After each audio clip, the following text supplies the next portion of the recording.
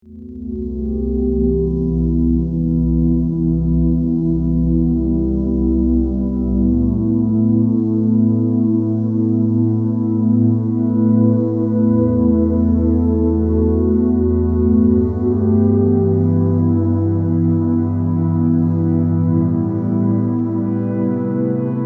to what many people assume, most of the suffering, injustice, and conflict in the world is not the result of greed, hatred, or intolerance. Instead, most of man's inhumanity to man is the result of one particular belief, one irrational superstition, which is shared by almost everyone, namely, the belief in authority. Most theft, assault, and murder in the world is not carried out by individuals acting on their own malice, but by individuals who were obeying the orders of so-called governments. The worst atrocities in history were the result of a very small number of truly nasty people acquiring positions of power, combined with a very large number of average people who viewed those few people as authority, and so felt obligated to obey their commands. It has always been the law-abiding taxpayers who have funded and empowered oppressive regimes. The problem is that most good people have fallen for the lie that when aggression, robbery, and control is committed in the name of law, then it is legitimate and moral, even necessary. The belief in authority tricks basically good people into going along with legalized injustice. Most children are taught that obedience to authority is a virtue, and even most adults still think that bowing to a ruling class, which they call obeying the law, is what makes someone a good person. It's not. On the contrary, being a moral human being requires understanding right and wrong, and doing the right thing, even when authority tells you not to. The basic rules for being a good person are very simple.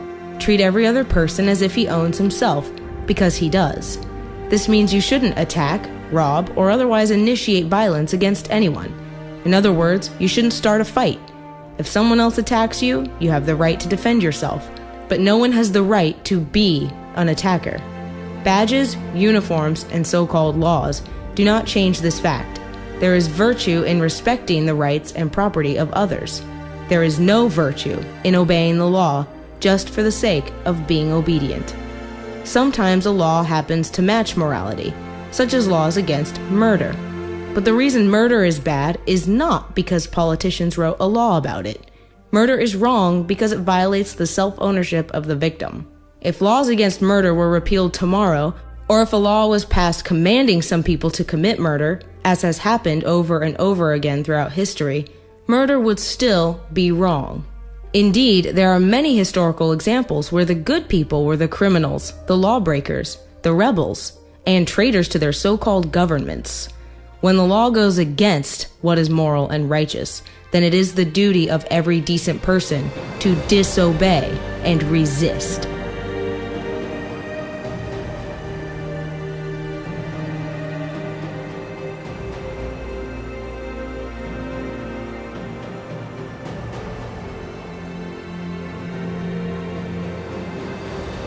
These days, few dare to stand up to any supposed authority. Instead, people are trained to participate in elections and politics, which amounts to begging the masters to please be nicer, as if we shouldn't do what we know is right unless and until the politicians give us permission to. Not only that, but decent people are also tricked into believing that it is perfectly acceptable and righteous to control and rob their neighbors as long as they do it by way of voting and the political process. Tyrants love it when they can get the people to cheer for their neighbors to be robbed by way of taxation, or cheer for their neighbors to be forcibly controlled by way of regulation and legislation. In short, the political process is designed to dupe the people into cooperating with and even demanding their own subjugation and the subjugation of everyone else. As long as those in power can trick people into arguing over how government power should be used, arguing over who should be robbed and how much, arguing over who should be bossed around and controlled, then the masses will always be at war with each other and will keep empowering tyrants and throwing away their own freedom. Even otherwise good people feel no guilt about condoning that their fellow man be robbed and dominated, because they've been taught that when extortion and coercion is called taxation and law enforcement, that it is not only moral and proper, but is necessary for society. Only very rarely do people recognize that the only way they will ever have freedom themselves is to allow everyone else, including people they don't like, don't approve of, and have little in common with, to also be free. As long as people keep playing the game where they argue over which power-happy political opportunist should be running things, there will be no freedom or justice for anyone. Every government in the world legalizes aggression and extortion. Every so-called tax or other law is a threat of violence. On one level, everyone knows this. The politicians, by way of the legislative process, tell everyone else what they must do or what they may not do, and anyone who gets caught disobeying will be robbed or caged in the name of the law. The old notion of the divine right of kings has changed into the divine right of politicians, with similar results. Indeed, the belief in government is essentially a religion, the most dangerous and destructive religion ever. Hundreds of millions of human beings have been murdered by their own governments, many millions more have died in government-created wars, and billions more have been robbed, harassed, terrorized, and otherwise forcibly dominated and oppressed by ruling classes, including democratically elected constitutional governments. Yes, sometimes agents of government will try to stop other aggressors, but every government is itself a gang of thieves and thugs. In fact, private thieves could never steal anywhere near the amount of wealth that government confiscates via taxes, and the wars waged by government completely dwarf the murder and violence committed by private thugs. Of course, there are nasty people in the world, and there still would be without government. And the good people need to have the ability and willingness to defend against such people. But organizing for self-defense is not, in and of itself, what government is. Instead, government is the idea that some people can have the moral right to rule everyone else, that constitutions, elections, and other rituals give some people an exemption from basic morality and make it okay for them to boss around other people under threat of force. The idea that we need to give a group of people permission to forcibly rob and control us so they can protect us from those who might forcibly rob and control us is ridiculous. And yet most people believe exactly that.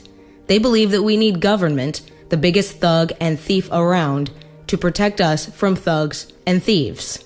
To make this sound less absurd, the people are taught nonsensical mythology about democracy, representative government, and the consent of the governed.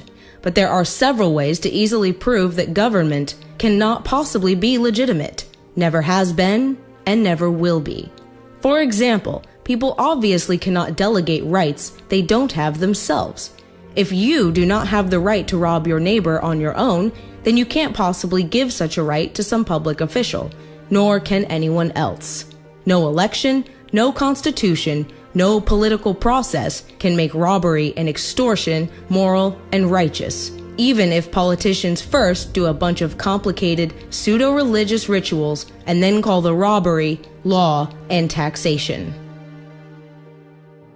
It is also easy to prove that the only thing government adds to society, or will ever add to society, is more immoral violence. In short, anything that is inherently righteous, people being productive, working together, voluntarily cooperating and organizing, defending themselves from attackers and thieves, these things don't require any special authority. You don't need a badge or a uniform. You don't need to be elected or appointed in order to have the right to do things which are already righteous and good. The only thing that so-called authority is needed for is to do things which normal people do not have the right to do, to try to authorize and legitimize acts that would be wrong if done by normal people.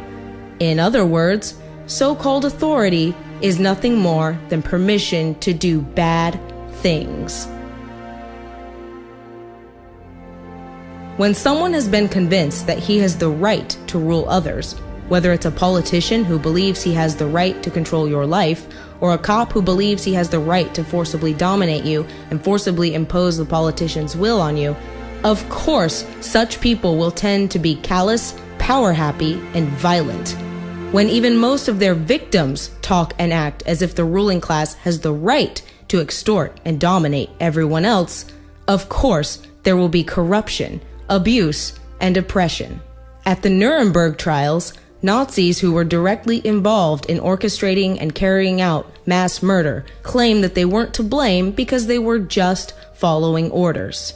In other words, they were obeying authority and therefore were not personally responsible for their actions. Although at Nuremberg that defense was rejected, that attitude is still shared by every soldier, every law enforcer, every tax collector, and every bureaucrat of every country in the world, who still imagine that they aren't to blame for robbing, harassing, assaulting, or even murdering innocent people because so-called authority told them to. And that is exactly why authority is the most dangerous superstition in the world, why the belief in government has been the direct cause of the vast majority of human suffering. But what is the alternative? Isn't obedience to authority what keeps us civilized? Wouldn't there be chaos without government, without law, without rules? Well, no. Most people already understand and abide by the non-aggression principle, even if they've never heard it called that. In short, the non-aggression principle states it's not okay to commit aggression, to start a fight, to attack someone else, to initiate violence against anyone else, and that physical force is justified only to defend against attackers. Most people of most cultures and religions already understand this and mostly abide by it, but they've been taught that authority has an exemption from this rule, that aggression committed by lawmakers and their hired enforcers is moral and legitimate. As a result, the belief in government makes humanity far less civilized and far more violent, because people have been taught to believe that legalized violence is acceptable. The vast majority of human pain and suffering throughout history has been a direct result of people ignoring their own moral codes and their own consciences in favor of obedience to some imaginary external authority. The death and destruction that happened under Mao Zedong was not because the Chinese people are evil. It was because they believed in and obeyed authority. The death and destruction that happened under Stalin and Lenin was not because the people of Russia are evil. It was because they believed in and obeyed authority. The death and destruction that happened under Adolf Hitler was not because the German people were evil. It was because they believed in and obeyed authority. The same is true of the injustices committed by one regime after another all over the world throughout all of history. The way to break the cycle is not to get the right person on the throne. It's for the people to stop believing in the throne altogether. So what would the world look like if people stopped believing in authority? Would everyone suddenly lose their moral codes and have no concept of right and wrong? Of course not. Do people only know the difference between right and wrong thanks to politicians telling them? Of course not. Do most people know how to peacefully cooperate and organize without politicians, soldiers, cops, tax collectors, and bureaucrats bossing them around? Of course they do.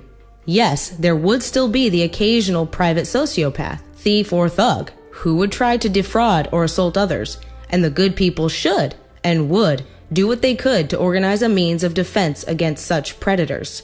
But to create a huge, all-powerful predator, which is what government always is, in the name of stopping predators, is simply insane.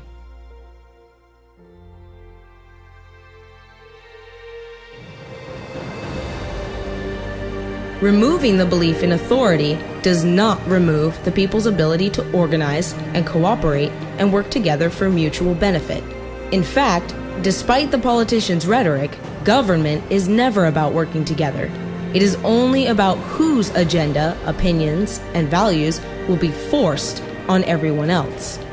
In contrast, there are countless ways in which people can create voluntary arrangements and organizations, which benefit everyone without pretending to have some special right to rule. Imagine something similar to police, only they didn't pretend to have any rights that you don't have, and you could fire them whenever you wanted. No more abusive, condescending thugs always looking for an excuse to fine you or arrest you to make their political masters happy. You would be their employer, so you would be the one they would be serving and trying to please. Instead of the inefficient, corrupt, counterproductive, and often destructive government version of various services, imagine if you could decide what charities to give to, what services to purchase, and from whom. There would, however, be a trade-off. Advocating true freedom, which requires giving up the belief in authority and government, would mean giving up your ability to force your preferences onto others, to force others to pay for whatever you think they should support. You can only have freedom for yourself if you also leave every other individual in freedom. That is why most people want government. They want a guilt-free, risk-free way to butt into the lives of others, to control and rob others by way of the political process, to try to use the violence of the state to make the world into what they think it should be. But of course, the moment you appoint a master over yourself and everyone else, to think that he is going to care about your interests and concerns instead of his own is extremely naive. To volunteer to be the slave of a political ruling class in the hopes that it will do what you want and make the world what you wish it was is simply insane. There is only one path that leads to peace and justice. That path is freedom, and government is always the enemy of freedom. History has taught us that trying to fix the world by way of government always ends in disaster, that in the end the political process empowers the ruling class and no one else. Constitutions don't fix it. Elections don't fix it. Once there is a position of power, it is always the megalomaniacs and sociopaths who will, sooner or later, one way or another, get themselves into that position. And then the big powerful thing that you hoped would be a protector and servant of the people will be an oppressor and exploiter of the people. That is what government has always been and always will be until the people dare to let go of the superstition of authority. You cannot begin to imagine in how many ways the world is the opposite of what you have been taught to believe. You see the guy who sells drugs to willing customers so he can feed his family as the scum of the earth, while you see the hypocrite who gives away stolen money in the name of government as a saint. You see the guy who tries to avoid being robbed by the federal thugs as a crook and a tax cheat, but see as virtuous the politician who gives away the same stolen loot to people to whom it does not belong. You see the cop as a good guy when he drags a man away from his friends and family and throws him in prison for 10 years for smoking a leaf, and you see anyone who defends himself from such barbaric fascism as the lowest form of life, a cop killer. In reality, most drug dealers are more virtuous than any government social worker, and prostitutes have far less to be ashamed of than political whores, because they trade only with what is rightfully theirs, and only with those who want to trade with them. The upstanding, church-going, law-abiding, tax-paying citizen who votes Democrat or Republican is far more despicable and a bigger threat to humanity than the most promiscuous, lazy, drug-snorting hippie. Why? Because the hippie is willing to let others be free, and the voter is not. The damage done to society by bad habits and loose morality is nothing compared to the damage done to society by the self-righteous violence committed in the name of the state. You imagine yourselves to be charitable and tolerant when you are nothing of the sort. Even the Nazis had table manners and proper etiquette when they weren't killing people. You think you're good people because you say please and thank you? You think sitting in that big building on Sunday makes you noble and righteous? The difference between you and a common thief is that the thief has the honesty to commit the crime himself, while you whine for government to do your stealing for you. The difference between you and the street thug is that the thug is open about the violence he commits, while you let others forcibly control your neighbors on your behalf. You advocate theft, harassment, assault, and even murder, but accept no responsibility for doing so. You old folks want the government to steal from your kids so you can get your monthly check. You parents want all your neighbors to be robbed to pay for your kids' schooling. You all vote for whichever crook promises to steal money from other people to pay for what you want. You demand that those people who engage in behaviors you don't approve of be dragged off and locked up, but feel no guilt for the countless lives your whims have destroyed.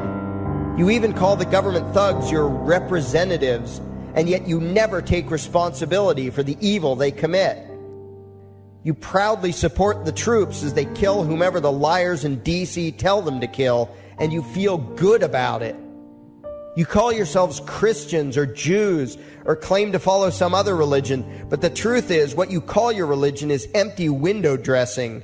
What you truly worship, the God you really bow to, what you really believe in is the state.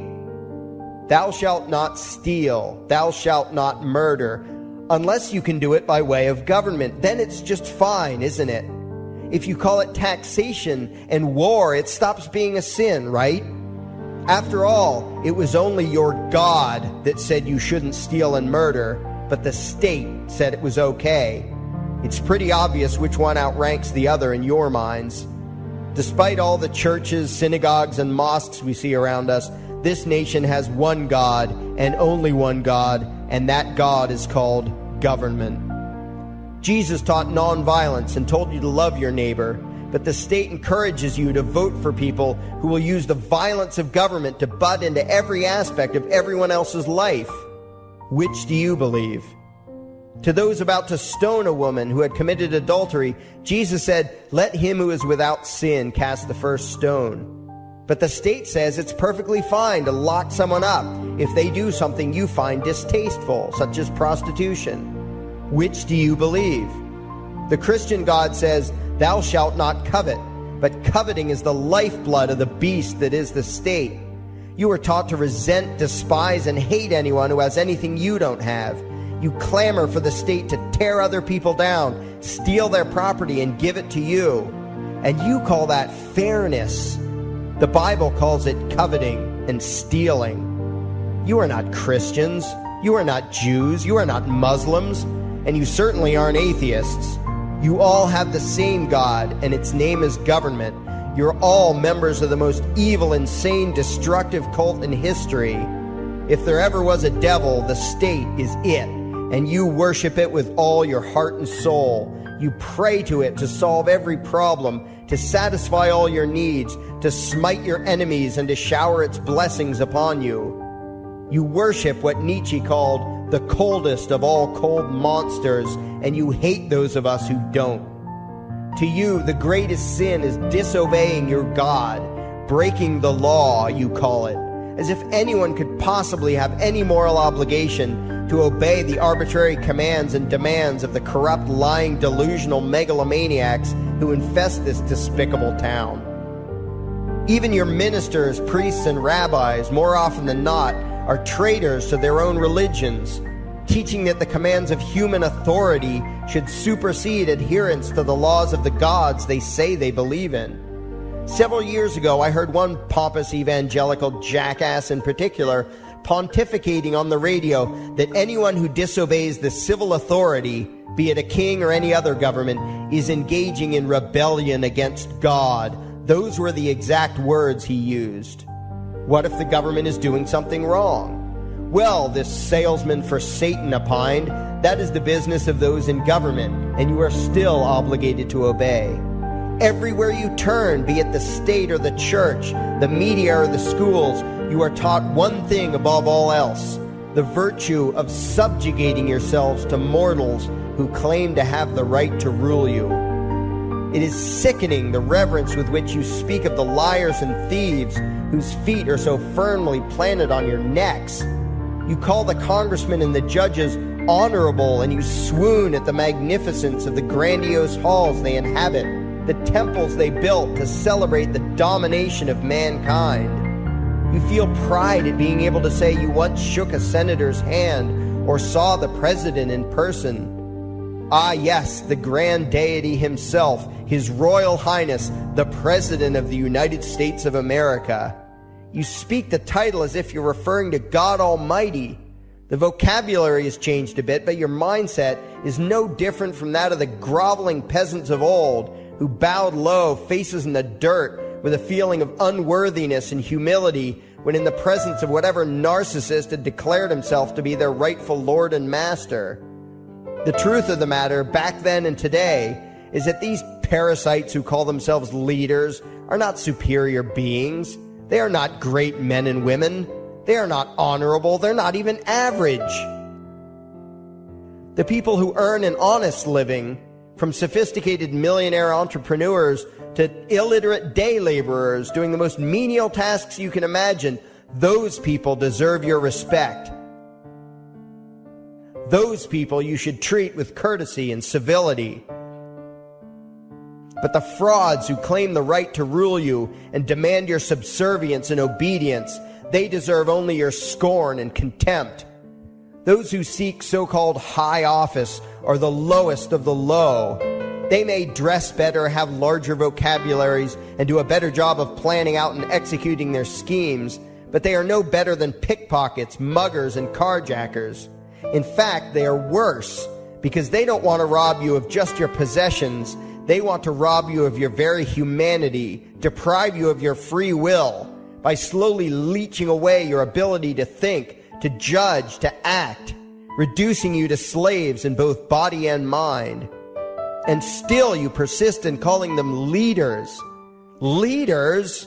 Where is it that you think you're going exactly that would require you to have a leader? If you just live your own life and mind your own damn business, exercising your own talents, pursuing your own dreams, striving to be what you believe you should be, what possible use would you have for a leader? Do you ever actually think about the words that you hear, the words that you repeat? You parrot oxymoronic terms such as the leader of the free world, even pretending for a moment that there is some huge journey or some giant battle that everyone in the entire nation is undertaking together that would require a leader. Why would you ever think, even for a moment, that the crooks that infest this town are the sort of people you should listen to or emulate or follow anywhere? Somewhere inside your mostly dormant brains, you know full well that politicians are all corrupt liars and thieves, opportunistic con men, exploiters, and fearmongers. You know all this, and yet you still speak as if you are the ones who are the stupid, vicious animals, while the politicians are the great, wise role models, teachers, and leaders without whom civilization could not exist. You think these crooks are the ones who make civilization possible? What belief could be more absurd? Yet when they do their pseudo-religious rituals, deciding how to control you this week, you still call it law, and continue to treat their arbitrary demands as if they were moral decrees from the gods that no decent person would ever consider disobeying. You have become so thoroughly indoctrinated into the cult of state worship that you are truly shocked when the occasional sane person states the bleeding obvious. The mere fact that the political crooks wrote something down and declared their threats to be law does not mean that any human being anywhere has the slightest moral obligation to obey. Every moment of every day, in every location and every situation, you have a moral obligation to do what you deem to be right, not what some delusional bloated windbag says is legal. And that requires you to first determine right and wrong for yourself, a responsibility you spend much time and effort trying to dodge. You proclaim how proud you are to be law-abiding citizens and express your utter contempt for anyone who considers himself above your so-called laws, laws that are nothing more than the selfish whims of tyrants and thieves. The word crime once meant an act harmful to another person. Now it means disobedience to any one of the myriad of arbitrary commands coming from a parasitical criminal class. To you, the term crime is nearly synonymous with the word sin, implying that the ones whose commands are being disobeyed must be something akin to gods, when in truth they are more akin to leeches. The very phrase, taking the law into your own hands, perfectly expresses what a sacrilege it is in your eyes for a mere human being to take upon himself the responsibility to judge right from wrong and to act accordingly, instead of doing what you do, unthinkingly obeying whatever capricious commands this cesspool of maggots spews forth. You glorify this criminal class as lawmakers and believe that no one is lower than a lawbreaker, someone who would dare disobey the politicians. Likewise, you speak with pious reverence of law enforcers, those who forcibly impose the politicians' every whim upon the rest of us. When the state uses violence, you imagine it to be inherently righteous and just, and if anyone resists, they are, in your eyes, contemptible lowlifes, lawless terrorist criminals. Like the lawless terrorist criminals who helped slaves escape the plantations. Like the lawless terrorist criminals who helped Jews escape the killing machine of the Third Reich. Like the lawless terrorist criminals who were crushed to death under the tanks of the Red Chinese government in Tiananmen Square. Like all the lawless terrorist criminals in history who had the courage to disobey the never-ending stream of tyrants and oppressors who have called their violence authority and law. And that includes the lawless terrorist criminals who founded this country. Everything you think you know is upside down, backwards, and inside out.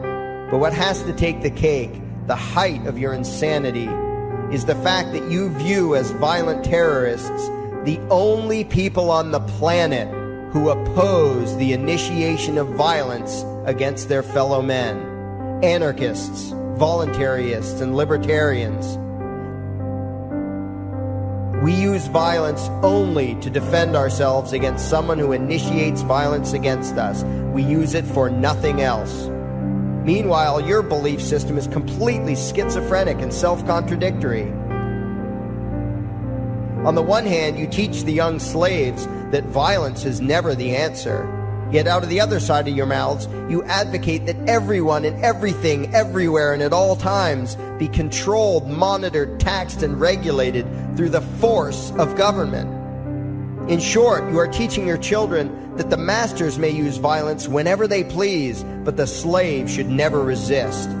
You indoctrinate your children into a life of unthinking, helpless subservience. You are putting the chains around their little necks and fastening the locks tight. And worst of all, you feel good about it. Out of one side of your mouths, you condemn the evils of fascism and socialism and lament the injustices of the regimes of Hitler, Stalin, and Mao. While out of the other side of your mouths, you preach exactly what they did. The worship of the collective, the subjugation of every individual to that evil insanity that wears the deceptive label, the common good. You babble on and on about diversity and open-mindedness, and then beg your masters to regulate and control every aspect of everyone's lives, creating a giant herd of unthinking conformist drones. You wear different clothes and have different hairstyles, and you think that makes you different. Yet all your minds are enslaved to the same club of masters and controllers. You think what they tell you to think and do what they tell you to do while imagining yourselves to be progressive, thinking, and enlightened.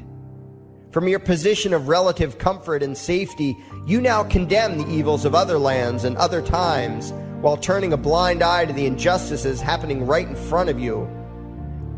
You tell yourself that had you lived in those other places, in those other times, you would have been among those who stood up against oppression and defended the downtrodden. But that is a lie.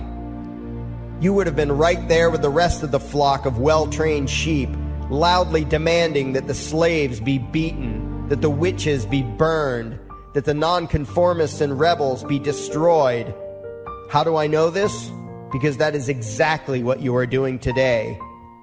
Today's injustices and oppressions are fashionable and popular, and those who resist them, you tell yourselves, are just malcontents and freaks, people whose rights don't matter, people who deserve to be crushed under the boot of authority. Isn't that right?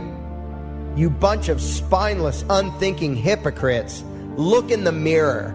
Take a good look at what you imagine to be righteous and kind. You are the devil's plaything. The crowds of thousands wildly applauding the speeches of Adolf Hitler, that was you. The mob demanding that Jesus Christ be nailed to the cross, that was you. The white invaders who celebrated the wholesale slaughter of those godless redskins, that was you. The throngs filling the Colosseum, applauding as the Christians were fed to the lions, that was you. Throughout history, the perpetual suffering and injustice occurring on an incomprehensible scale, it was all because of people just like you. The well-trained, thoroughly indoctrinated conformists, the people who do as they're told, who proudly bow to their masters, who follow the crowd, believing what everyone else believes and thinking whatever authority tells them to think. That is you. And your ignorance is not because the truth is not available to you. There have been radicals preaching it for thousands of years. No, you are ignorant because you shun the truth with all your heart and soul. You close your eyes and run away when a hint of reality lands in front of you. You condemn as extremists and fringe kooks those who try to show you the chains you wear because you don't want to be free. You don't even want to be human. Responsibility and reality scare the hell out of you, so you cling tightly to your own enslavement and lash out at any who seek to free you from it. When someone opens the door to your cage, you cower back in the corner and yell, "Close it, close it." Well, some of us are finished with trying to save you. We've wasted enough effort trying to convince you that you should be free. All you ever do is spout back what your masters have taught you, that being free only leads to chaos and destruction, while being obedient and subservient leads to peace and prosperity. There are none so blind as those who will not see. And you nation of sheep, would rather die than see the truth. Hey, an alien! Yes, I've travelled across space to check on the progress of your species. Cool. Shall I take you to our leader? Your what? Our leader, the guy in charge. The guy in charge of what? Well, in charge of everything. You have one guy in charge of everything? No, he's in charge of government. What is government? Well, government makes the rules for us. It tells us what we can do and what we can't do. So is government really smart? They come up with wise rules for you to follow? Well, mostly. But some of its rules are really stupid. Do you disregard those rules? No, we have to follow the rules, even if they are stupid or we disagree with them. Government punishes anyone who disobeys the rules. So you are slaves to government? No, it's not like that at all. Government works for us, the people. It serves us. We're the boss. It tells you what to do, and it punishes you with violence if you disobey it, and yet you're its boss? Yeah. But there are some things government does that you don't like. Well, yeah, not everything government does is popular. Like spending on wars, for example. What is a war? It's when government basically spends the people's money on weapons and soldiers and then sends them over to the other side of the world to kill a bunch of people over there and destroy their country. I don't like it that government does this. Well, I can see why you might not like that. Have you humans reached the stage where you generally consider stealing, enslaving, and killing each other to be bad things? Oh yeah, we know that. Don't steal, don't attack, don't assault. But you give money to government and they use it to kill people. Well, yeah. But government does good things with tax money as well. Why don't you stop paying for the things you don't like and only pay for the good things it does? No, we can't do that. You can't just decide to stop paying taxes because the rules say that everyone has to pay taxes. But the rules come from government though, don't they? Yeah. So government made a rule which says that everyone has to pay them money. So everyone pays taxes because if they didn't, government would punish them using violence? Well, yes, but most people don't mind paying taxes. Most people feel obligated to pay taxes and obey government laws because it's for the good of society. Society needs government, and that means we all have to pay taxes. So just to make sure I've got this straight, government makes the rules and you feel obligated to follow the rules, even the ones you don't like, and it tells you what to do and threatens to punish you if you don't do what it says, and it uses some of the money that it's taken from you using threats of violence to pay for things you don't like and actually think are immoral, like mass murder. Yeah, but we can ask it to please tell us to do smart things, and please don't take our money and use it to kill people. We're allowed to ask them to tell us to do what we want them to tell us to do. Are you guys just scared of this thing? Is government some huge monster that can just squish you at any moment if you disobey? No, government isn't a monster. Well, what is it then? Could you draw me a picture of it? Government isn't really the sort of thing you can draw a picture of. Maybe you could take me to it. Where is government? You mean the building? Government is a building. No, but the politicians who make up the government have buildings they work from. So government is a group of these politicians. Yeah. Okay, so what species are these politicians? Well, they're human. Like you? Yeah. So politicians are humans and they're government. You're a human, but you're not government. No. So it's the politicians, they're the ones that boss the rest of you around and make you do things you don't want to do and take your money using threats of violence. But even though you're all humans, you're not allowed to boss them around and take their money? No, they'd put us in a cage if we did that. But look, it's not like the politicians can just do whatever they want. Like, a politician can't just come up to me on the street and make me give him money. They can't do that. Politicians can only do things like that in their job, when they're working for government.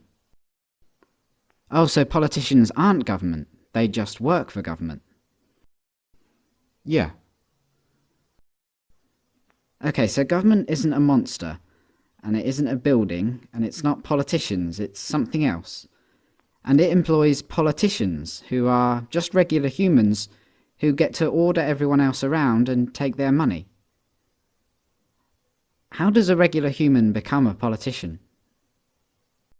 Well, that's the great thing about our government. It's a democracy, and that means that the people actually have the power, because we get to decide who among us get to be the politicians. We get to vote. And if a politician starts doing things we don't like, we can just replace him with someone else at the next election. So the people that get chosen to be politicians only get to boss people around and take their money for a short time, and then they go back to being regular humans? Exactly. That sounds like a powerful position to be in. But if you get to choose who does that, I assume that politicians are always the wisest, most honest, caring and respected people among you.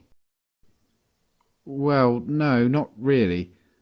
I wouldn't say politicians are known for being honest, or wise, or caring. And they're certainly not the most respected people among us. Come to think of it, most politicians are lying, power-hungry crooks. The ones you chose. Yeah, they're always doing things we don't like. They use taxpayers' money to enrich themselves and their friends, and they never keep their promises to voters. They've been caught stealing and lying and taking bribes, and they mostly do what the big corporations want. Yeah, they're always doing stuff like that. They're completely corrupt. They're a bunch of lying crooks. But you said that most humans know that stealing and beating each other up and killing are wrong. And you said that you have the power because you can change who's in charge. So why don't you just replace the lying, thieving, murderous, crooked politicians with some regular people? Well, we don't try to elect lying crooks. It just always turns out that way. But we have to have a government because some humans are nasty and might kill or enslave or steal. Civilization just couldn't survive without government. Let me get this straight. Because you're worried about the small number of nasty people that are willing to kill, enslave and steal, you think it's necessary for your survival to have a system where some humans among you, for a short while, get to call themselves the government, and they get to order everyone else around like slaves and, if they want, commit mass murder overseas, using money they stole using threats of violence. Politicians get to kill, enslave and steal because if they didn't, someone else might. And you try to elect good, honest people to be politicians, but what happens every time is that the people you elect turn out to be corrupt, evil, lying crooks. That's your system. Yeah, that's pretty much government. Tell me more about your leaders. Who is the current leader of your species, and where are they leading you? Well, we don't have just one leader for the whole planet. The world is divided into countries, and each country has a leader of its own and a government of its own. You don't have one government that rules the whole planet? No, this planet is really big, and there are billions of people on it. The world is divided up because people in different places want different kinds of leaders and governments. How many countries are there? A couple of hundred, I think. So there are millions of people per country? Yes, or hundreds of millions in some of them. And all the people in a country live under one single government? There can be layers of government, but there's only one government in each country. That's how it works. But you can have multiple governments on the same planet? Yes, and it's better that way. If you had a single government for the whole planet and it turned tyrannical, there'd be nowhere to escape to and no one to oppose it. And I wouldn't want to be ruled by a bunch of people living thousands of miles away on the other side of the planet. It's better having government more local, because then it's more accountable. How far is it from here to where the rulers of this country live? The capital of this country is hundreds of miles from here. So you don't want to be ruled by a bunch of people living thousands of miles away, but you don't mind being ruled by a bunch of people living hundreds of miles away? That's just how it is, I guess. Why don't you and your neighbours set up your own country here, so you can keep a close eye on what the individuals acting as your government are doing? I don't think our government would allow us to do that. So you have these countries, some big and some small, and the individuals living in each country separately choose which people are going to be their politicians and act as government of that country. Yes, although not everyone is lucky enough to live in a country where we get to choose our leaders. A lot of countries have kings or dictators or warlords running their government. People in undemocratic countries don't get to choose their leaders. So you consider yourself lucky because you live under a democratic government, where you, along with millions of other people, get to vote, and whoever gets the highest number of votes becomes leader of the government, the gang that tells you what to do and robs you. Yes, but there's more to it than that. Democracy isn't the only thing that's great about the government of this country. In fact, democracy itself is not an ideal system at all, everyone knows that. With a pure democracy, the majority rules, because the politicians do whatever the majority of people want them to do, and this can be a problem for minorities. We know this. The real reason why we're lucky in this country is that our government is not a pure democracy, but a republic. With a republic, minority rights are protected against the tyranny of the majority. How? Our rights are listed in our constitution, the document that established our government. It lays out how government is supposed to work. It says what government is allowed to do and what it isn't allowed to do. What does it say government is allowed to do? Government is allowed to collect taxes for things like national defence. Hold on. The Constitution says that government is allowed to collect taxes. So it says that the individuals who are acting as government are allowed to rob everyone else using threats of violence. Yeah, but only to do good things. Where did the Constitution come from? It was written by the founders of this country, the people who first set up the government. The first politicians of the country. Yes. So a bunch of regular people just got together and wrote on a piece of paper that they're allowed to rob everyone else, as long as they call themselves government and call their robbery taxation. Then, because they have this special piece of paper, everyone just sits back and lets these guys rob them? You're missing the point. The founders wrote the Constitution to restrain government. They made sure there was a separation of powers, so there were checks and balances in the system. They did this to strictly limit the power, size and scope of government. They made a list of things the government can do and must do, and everything else the government can't do. They even wrote about specific things that the government can't do, like violating the inalienable rights of the people to life, liberty and the pursuit of happiness. Okay, but I don't see why the piece of paper is so important. I mean, hypothetically, what if the majority of the people want government to do something that the Constitution says government shouldn't do? Couldn't the people vote in politicians who promise to do it for them, regardless of what the Constitution says? How does having your rights listed on an old document help protect your rights today? Well, if the politicians who get voted in want to pass unconstitutional legislation, then the third branch of government, the judicial, will step in and not let the legislation pass. The founders recognised the problem of democracy, so they gave us a Supreme Court, and their role is to check whether legislation is constitutional or not. But the Supreme Court is itself part of the government. Yes, politicians get voted into positions in the executive and legislative branches, but the judicial branch is made up of judges. So if a majority supports the government violating the rights of a minority, the judges of the Supreme Court simply won't let it happen. Are these Supreme Court judges just regular humans? Yes. So how does a regular human become a Supreme Court judge? They are appointed. By who? The politicians.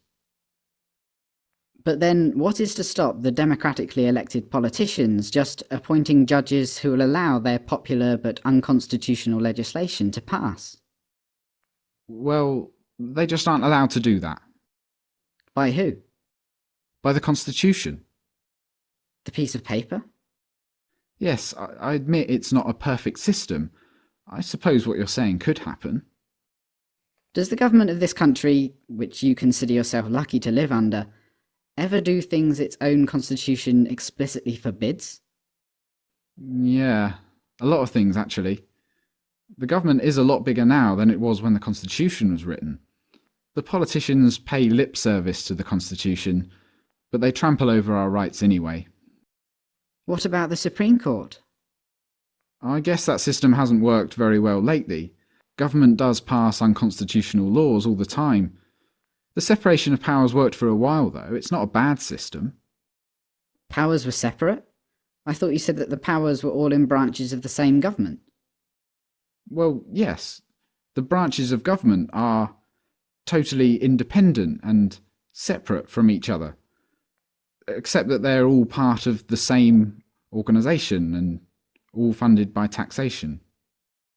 So when you said the system had checks and balances in it, you meant that the government would check itself and balance itself. That was the idea.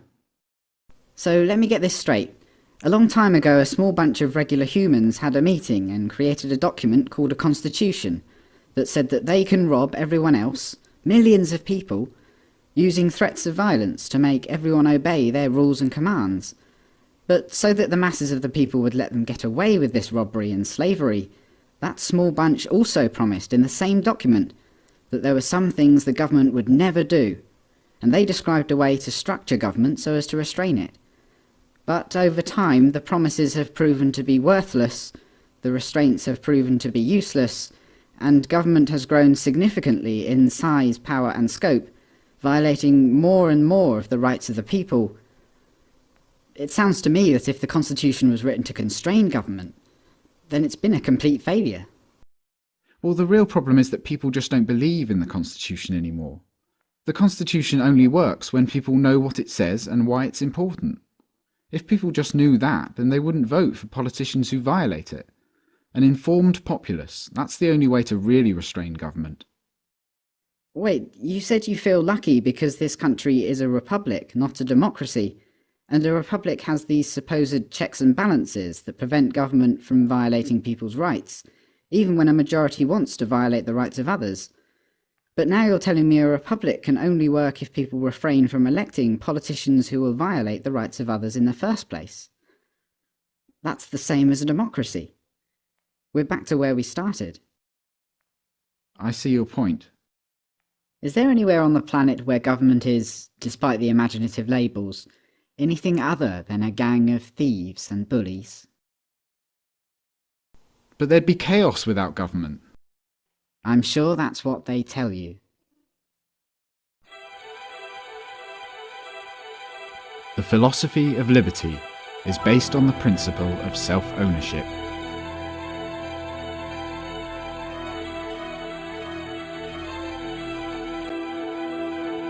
You own your life.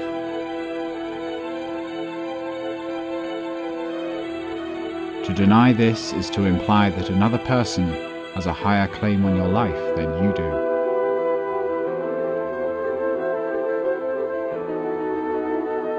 No other person or group of persons owns your life. Nor do you own the lives of others.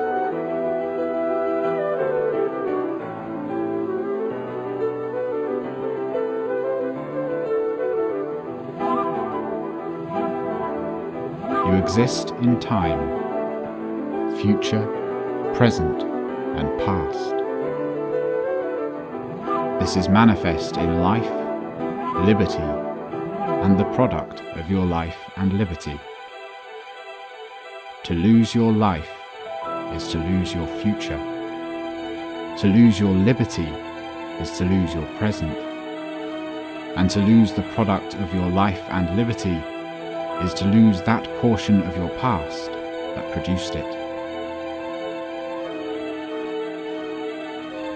A product of your life and your liberty is your property. Property is the fruit of your labour, the product of your time, energy, and talents. Property is that part of nature which you turn to valuable use.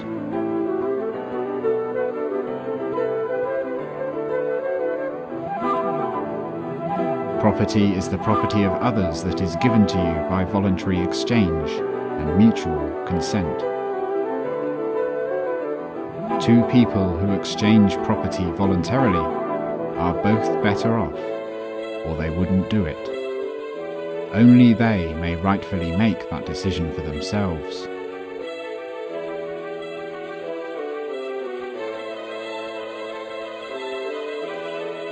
At times, some people use force or fraud to take from others without voluntary consent. The initiation of force or fraud.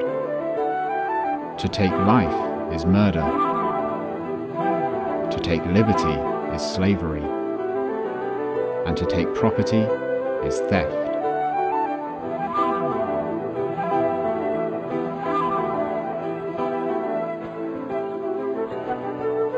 It is the same whether these actions are done by one person acting alone, by the many acting against the few, or even by officials with fine hats. You have the right to protect your own life, liberty, and justly acquired property from the forceful aggression of others.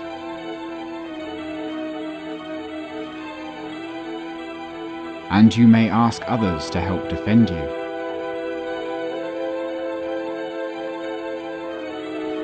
But you do not have the right to initiate force against the life, liberty, and property of others.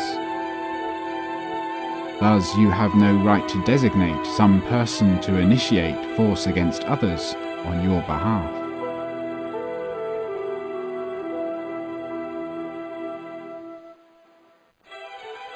You have the right to seek leaders for yourself.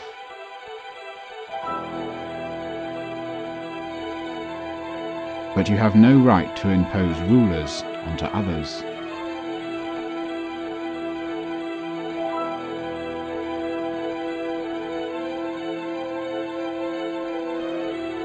No matter how officials are selected, they are only human beings, and they have no rights or claims that are higher than those of any other human beings. Regardless of the imaginative labels for their behavior, or the numbers of people encouraging them, officials have no right to murder, to enslave, or to steal.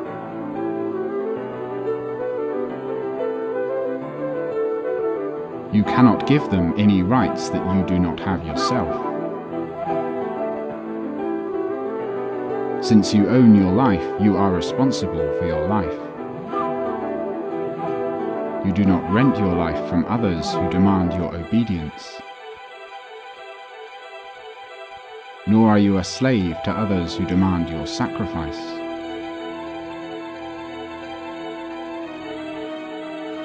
You choose your own goals based on your own values. Success and failure are both the necessary incentives to learn and to grow.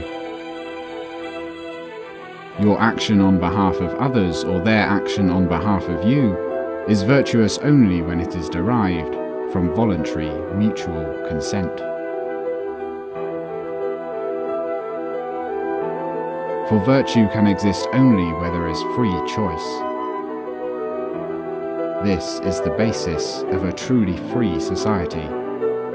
It is not only the most practical and humanitarian foundation for human action, it is also the most ethical. Problems in the world that arise from the initiation of force by government have a solution.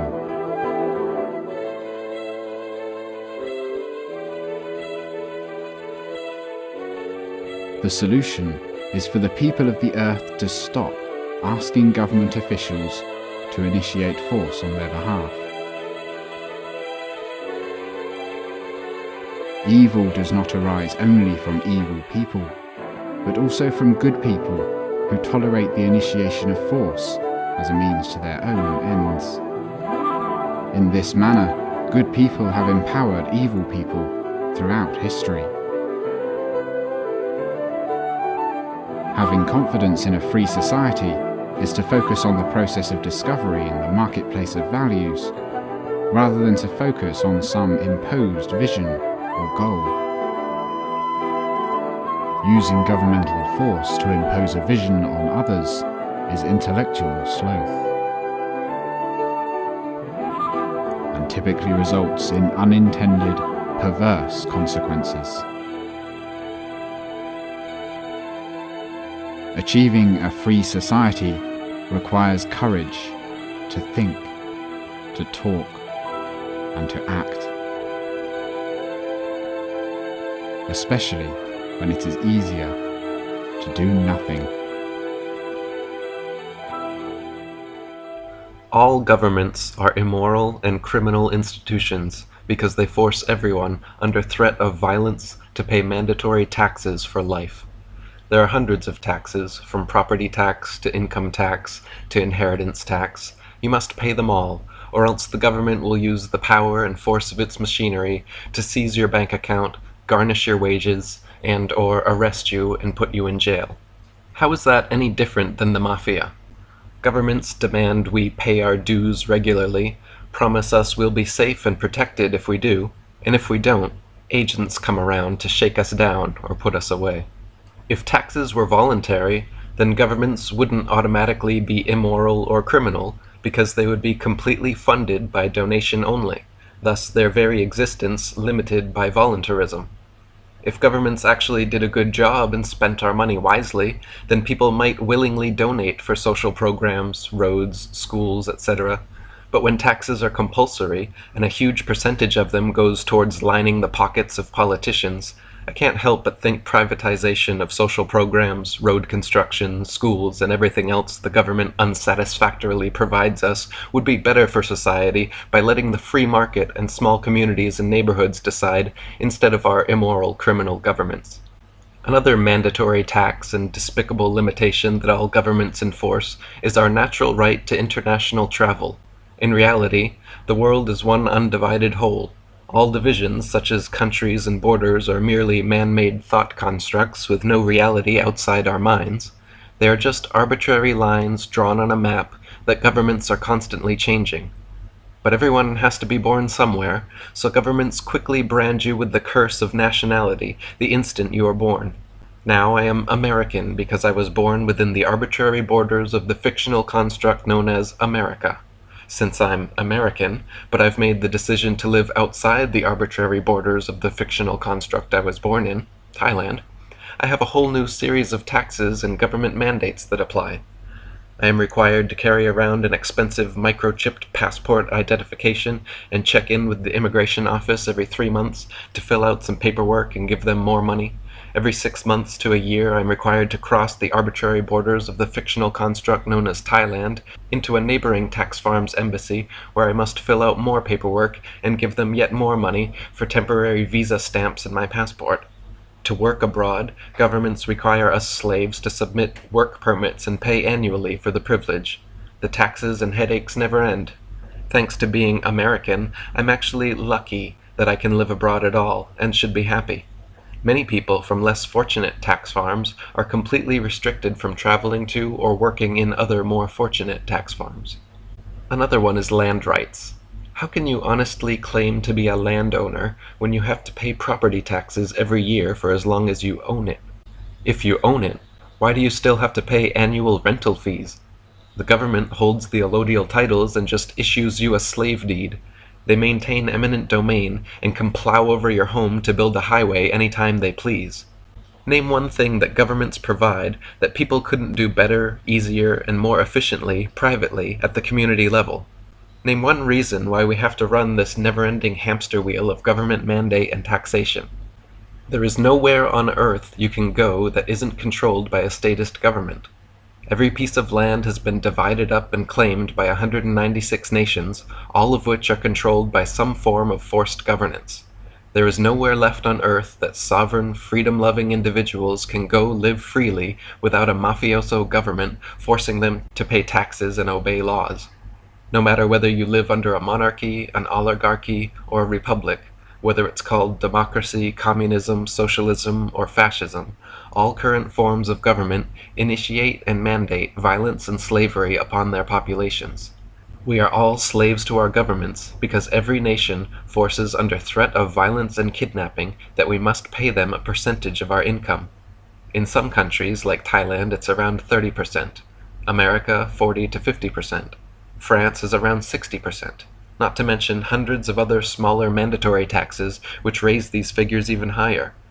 So if the definition of slavery is forcefully taking 100% of someone's income, what is it called when governments forcefully take 60% of someone's income?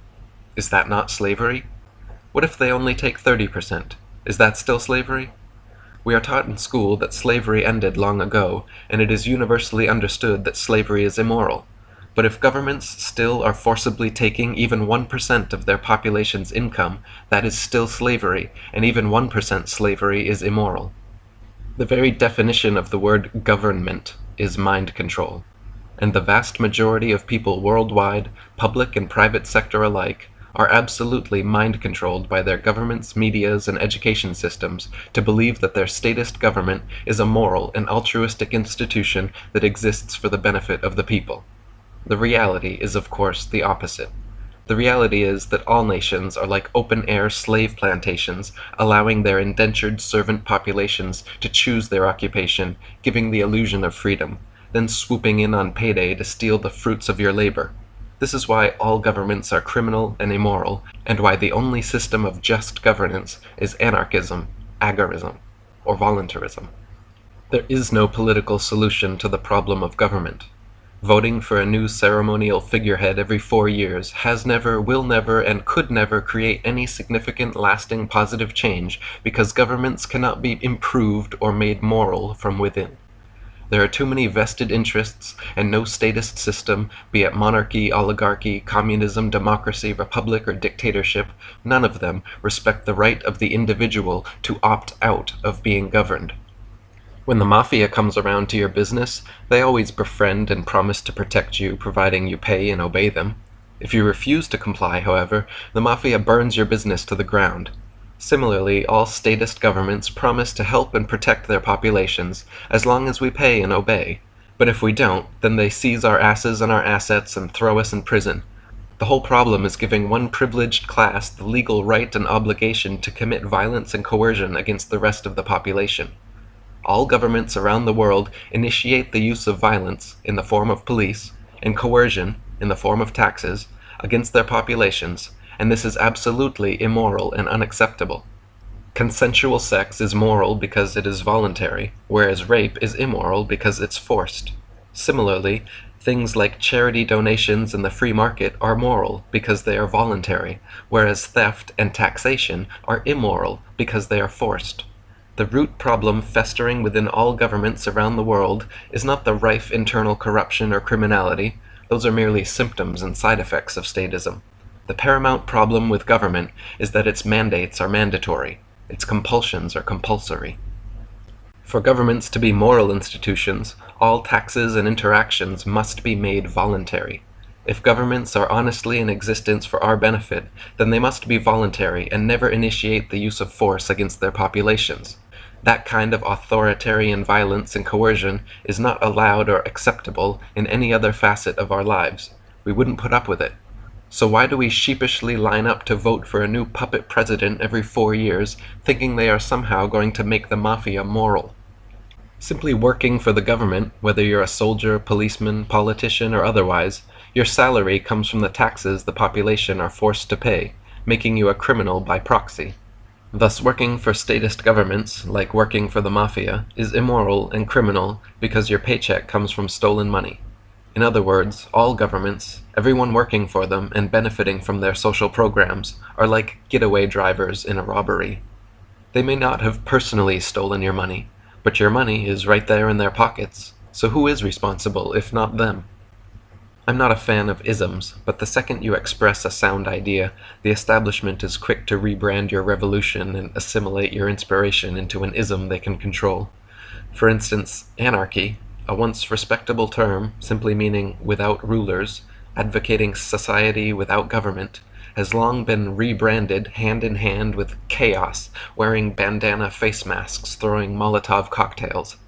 The actual idea of non-violent sovereign societies, enlightened and capable beyond the need for statist governments, however, is certainly ideal, and not chaos. The terms agorism and voluntarism are similar ideas advocating only voluntary interactions between people and the state. Call it what you will, anarchism, agorism, voluntarism, or just keep it simple and call it freedom. It is the missing ingredient in all governments and the root of all state corruption and criminality.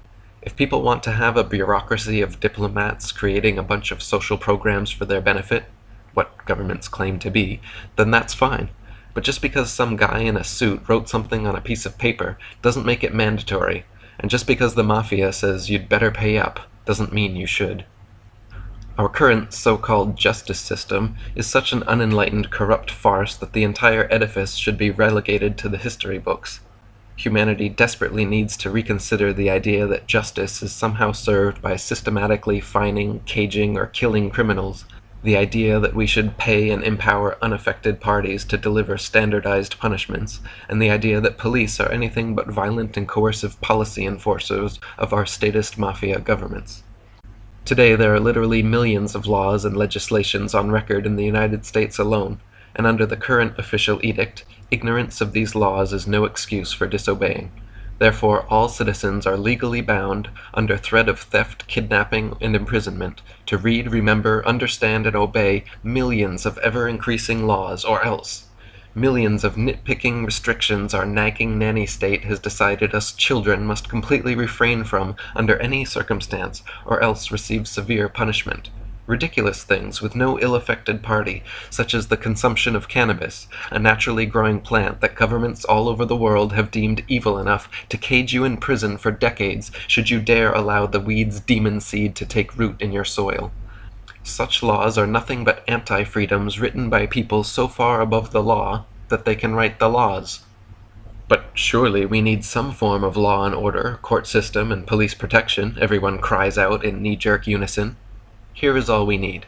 Common law courts which settle lawful disputes between two affected parties regarding matters of injury, theft, or breach of contract.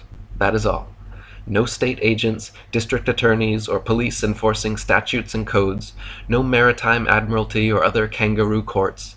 The only disputes which require the kind of mediation provided by courts and judges are those between two affected parties in the case of harm to one's person or property, theft, or breach of contract, the holy trinity of common law. Everything which requires court mediation falls within these three simple categories, and anything beyond or outside these categories are victimless crimes involving no injured party and have no business being called law. By eliminating these millions of laws and leaving only 3 would so drastically reduce the amount of court cases per district per year that they could be run very cheaply in a voluntarist society. Eliminating these millions of laws would also reduce the amount of people in prison by over 90%. America currently houses 25% of the world's prisoners, yet Americans themselves account for only 5% of the world population. Over 2 million in a population of 300 million, meaning almost 1% of the entire US population is currently living in cages, and over 90% of these for victimless crimes. The insane way these people are being treated is disgusting, and society has turned a collective blind eye to their plight. Meanwhile, the injustice system also goes to great lengths protecting truly evil people from receiving what they deserve. Recently, in Thailand, a man shot and killed his wife point blank for ignoring him and chatting on Line Messenger too often. He then proceeded to kill his mother-in-law, and when his son came to investigate, he shot him too. He then fired another round in all of them to make sure they were dead. When his daughter came home, he contemplated killing her, but after much begging and pleading decided to spare her life and instead just stole her gold necklace to help finance his escape. When police finally caught him, they forced him to do a reenactment of the entire murder at the scene of the crime, as they always do here in Thailand, and 200 angry neighbors stormed in to try to hang him to death.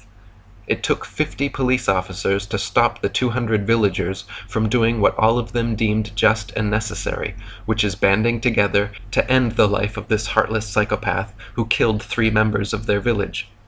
Had these 50 police state agents not been there to protect this murderer of innocent women and children from his enraged community, this spontaneously formed jury of 200 of his peers surely would have hung him or beat him to death. In a natural tribal society, that is certainly what would have happened. His community would have collectively decided his fate based on each member's willingness to forgive or to engage in some act or form of retribution. Now, instead, he will be taken through the modern criminal justice system, which means rather than being hung or stomped to death by his legitimately livid peers, he is protected and caged by government mafia thugs, while all affected parties are dragged through years of appeals, draining everyone's savings, waiting for the final judgment of some Freemason in a white powder wig and black dress, banging a wooden hammer, yammering on about order and honor. The entire thing is a corrupt farce, as for example, in the case of 8 and 9-year-old satanic ritual abuse victims Gabrielle and Alyssa Dearman. They are being raped and kidnapped by the very state police and social service workers who are supposed to be protecting them and pursuing justice. How can justice ever be served when the courts, lawyers, judges, and police are more corrupt than the average street criminals on trial? As I wrote in my book Asbestos, laws leave crime victims powerless to right their own wrongs the way they see fit, and instead pay and empower unaffected people to enforce standardized punishments. If someone lies to, steals from, cheats, kidnaps, rapes, or murders someone I know, then me, my friends, and my family deserve to deliver the punishment. Not only that, but in these intense situations, me, my friends, and my family do not want to sit still and wait for cops to do the best they can with what the law provides. We're going to do the best we can with what God provides and use our God-given freedom to enforce our own ethics, whether it's retribution or forgiveness. Justice should be whatever just us decide. Suppose I watch you kill my daughter. The law says for me to leave you be, call the police, collect evidence, consult a lawyer, then testify to a box of peers who will hopefully lock you away through years of appeals until finally you get the death penalty or die of old age. If instead I do the natural thing in such a situation and kill you myself, then it's your daughter's turn to collect evidence, consult the lawyer, testify to a box of peers, who'll keep me in and out of appeals, each one feeding the system, paying police and judicial employee paychecks, greasing those greedy wheels of statist justice with years of our grief, just for doing the just thing. Furthermore, suppose I watch you kill my daughter, and instead of wishing you dead, instead of pursuing retribution of some sort, suppose I wish to take the highest moral ground and end the cycle of suffering, to stop the continuation of evil with my unconditional forgiveness. Suppose I wish to pardon you from all punishment. I wish you no harm, and that your family need not grieve the way ours does. If after all this I actually wish for your forgiveness, we'll find it's against the law. I have to destroy evidence, consult a lawyer, then testify to a box of peers that it's all insanity. Forgive those umpteen sardines and send them home. We love everybody and we're so sorry. Please love us and leave us alone. Stop locking us up in courtrooms and let us determine our own misdemeanors, or at least give us forgiveness as an option. It is important to note, governments, just like countries, borders, laws, and other abstract concepts, do not actually exist. It sure seems like governments exist since they have the power to murder, steal from, or imprison their populations for whatever whims tickle their fancy, but in actual fact, they do not exist. Only people exist. People in fitted uniforms exist. Police, soldiers, politicians, prison guards, public school teachers, and welfare recipients exist. The people who work for and benefit from the system are the system. Without people willing to murder, steal from, or imprison their fellow brothers and sisters in the name of government, there is no government. What government would we have if no one showed up on election day? Who would shake us down if no one paid up on tax day? Who would brainwash our children if no one sent them to public schools? Who would fight foreign wars if no one would be a soldier? If people stopped working for the government would cease to exist. If people stopped voting, if people stopped paying taxes, the government would cease to exist. Police, soldiers, politicians, all other government workers and welfare recipients are the beneficiaries of our stolen money. They are all upstanding, parasite citizens employed by a parasite system to parasite off everyone else. They are all anti-entrepreneurs, actively working against the free market. They are people who, through their actions, agree with, enable, and enforce violence and coercion against their fellow man. They grant themselves the legal right to counterfeit their own currency and imprison anyone else who tries. Their paychecks come from the taxes we are all forced to pay them. Their means of subsistence is counterfeit and theft. And these thieves have the power to put us in prison if we don't willingly hand over our hard-earned money, whenever and however much they ask for. Governmental literally translates to mind control. It's time people realize they've been brainwashed by their mafia governments. Stand up and say to all government employees a big no thanks for your service.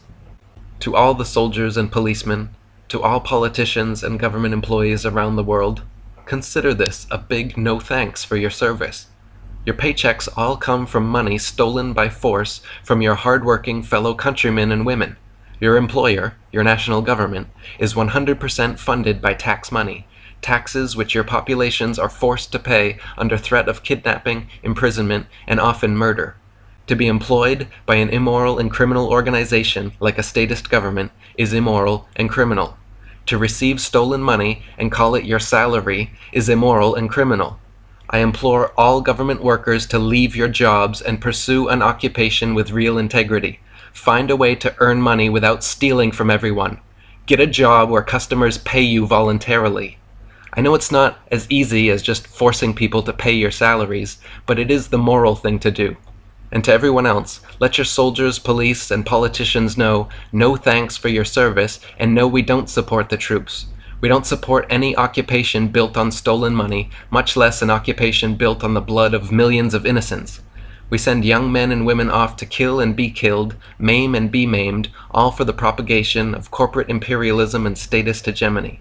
Then, if and when they ever come home, demoralized and depressed, ridden with regret and post-traumatic stress, we herald them as heroes. But the truth is, every time a soldier leaves his home country, he becomes a terrorist. If you're interested in defending your country and protecting your family for free, join a local militia. If you're interested in leaving your country to attack other people's families for money, join the national military. The former is respectable. The latter is irreputable. Once upon a time, there were 100 million people. They had different interests, different beliefs, different occupations, but for the most part, they got along pretty well. Then one day, a gang of a few hundred people showed up. Need to zoom in some more to see them. I know they're there somewhere. Zoom in. There they are. And this gang of a few hundred said to the throng of 100 million, "From now on, you all have to give us a cut of everything you earn." This is an accurate graphical comparison between the number of American taxpayers and the number of U.S. congressmen. And the throng said, "Gosh, do we have to give you a cut of what we earn?" And the gang of a few hundred said, "Yes, you have to." And the throng said, "Well, okay, I guess we have to." And one little troublemaker asked, "What if we don't?" The gang of a few hundred didn't like this and said, "If you do not comply, we shall unleash upon you our legions of enforcers." And the throng cried, "Oh no, please don't. We will comply, we will pay." This is an accurate graphical comparison between the number of American taxpayers and the total number of IRS employees. Time went by, and the gang of a few hundred said, "Now we want more of what you earn." And this kept happening over and over again, until eventually some of the throng were paying almost half of what they earned to the gang. Whenever the gang demanded more, the throng would say, "Golly, we're already having a tough time. Do we really need to give you even more?" And the gang always said, "Yes, you must, or we shall unleash our legion of enforcers." Now the gang of a few hundred was getting trillions of dollars every year, spending it on wars and pyramid schemes, giving away goodies to their friends, buying influence, and doing lots of other things. And some of the throng started saying, "We don't really like the war you're waging with the money we give you. Do we really have to be paying for that?" And the gang said, "Yes, we demand it. Don't make us send out our legion of enforcers." And some of the throng said, "You're taking our money and giving it to huge corporations and giant banks, and some people who just don't want to work. A lot of these things we don't like." And the gang said, "We don't care. We will decide how to spend it. You just do as you're told, or else." And the throng said, "Okay, I guess we have to." But eventually the throng got so fed up, so angry, that they took a drastic step. One day they said to the gang, "We don't like what you're doing. We want a new gang." And after pouring a huge amount of time and money into the effort, they replaced the gang with a new gang. Then the throng pleaded with the new gang, "Now, at long last, can we keep our own money, or at least keep more of it?" And the new gang said, "Sorry, but after much discussion, we've decided that you can't. You have to keep giving us what you've been giving, in fact, a little bit more than before." The throng was distraught and said, "This is dreadful. But after all, what choice do we have? I mean, they say we must comply, and they have that scary legion of enforcers. We're powerless against them. We'd better just do as we're told." So they did as they were told, got poorer and poorer, and lived miserably ever after. But after all, what else could they have done? What power could this throng possibly have compared to this gang of a few hundred and their enforcers? What chance would this thing have against this thing? How could these 100 million people ever hope to successfully resist the awesome power of this tiny little dot? In case anyone missed this, let's review. Here's them, here are their enforcers, here's us. Them, us. Them, us. Does anything about this seem just a little strange to you? Are you perhaps wondering, why does the throng need the permission of the dot to do anything?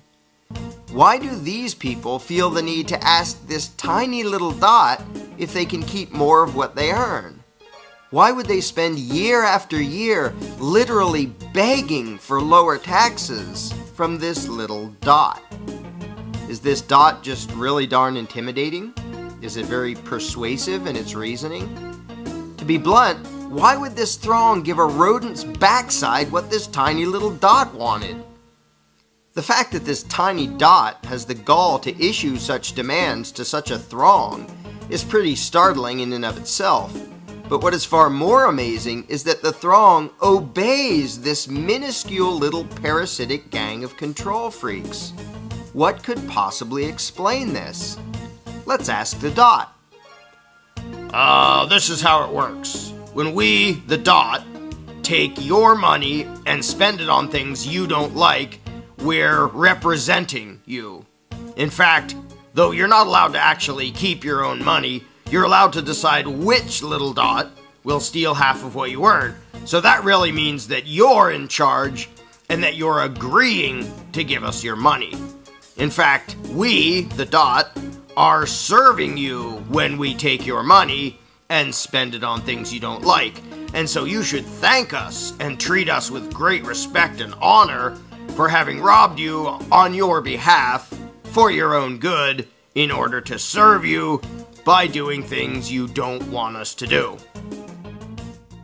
If you were king. So the world is a pretty messed up place.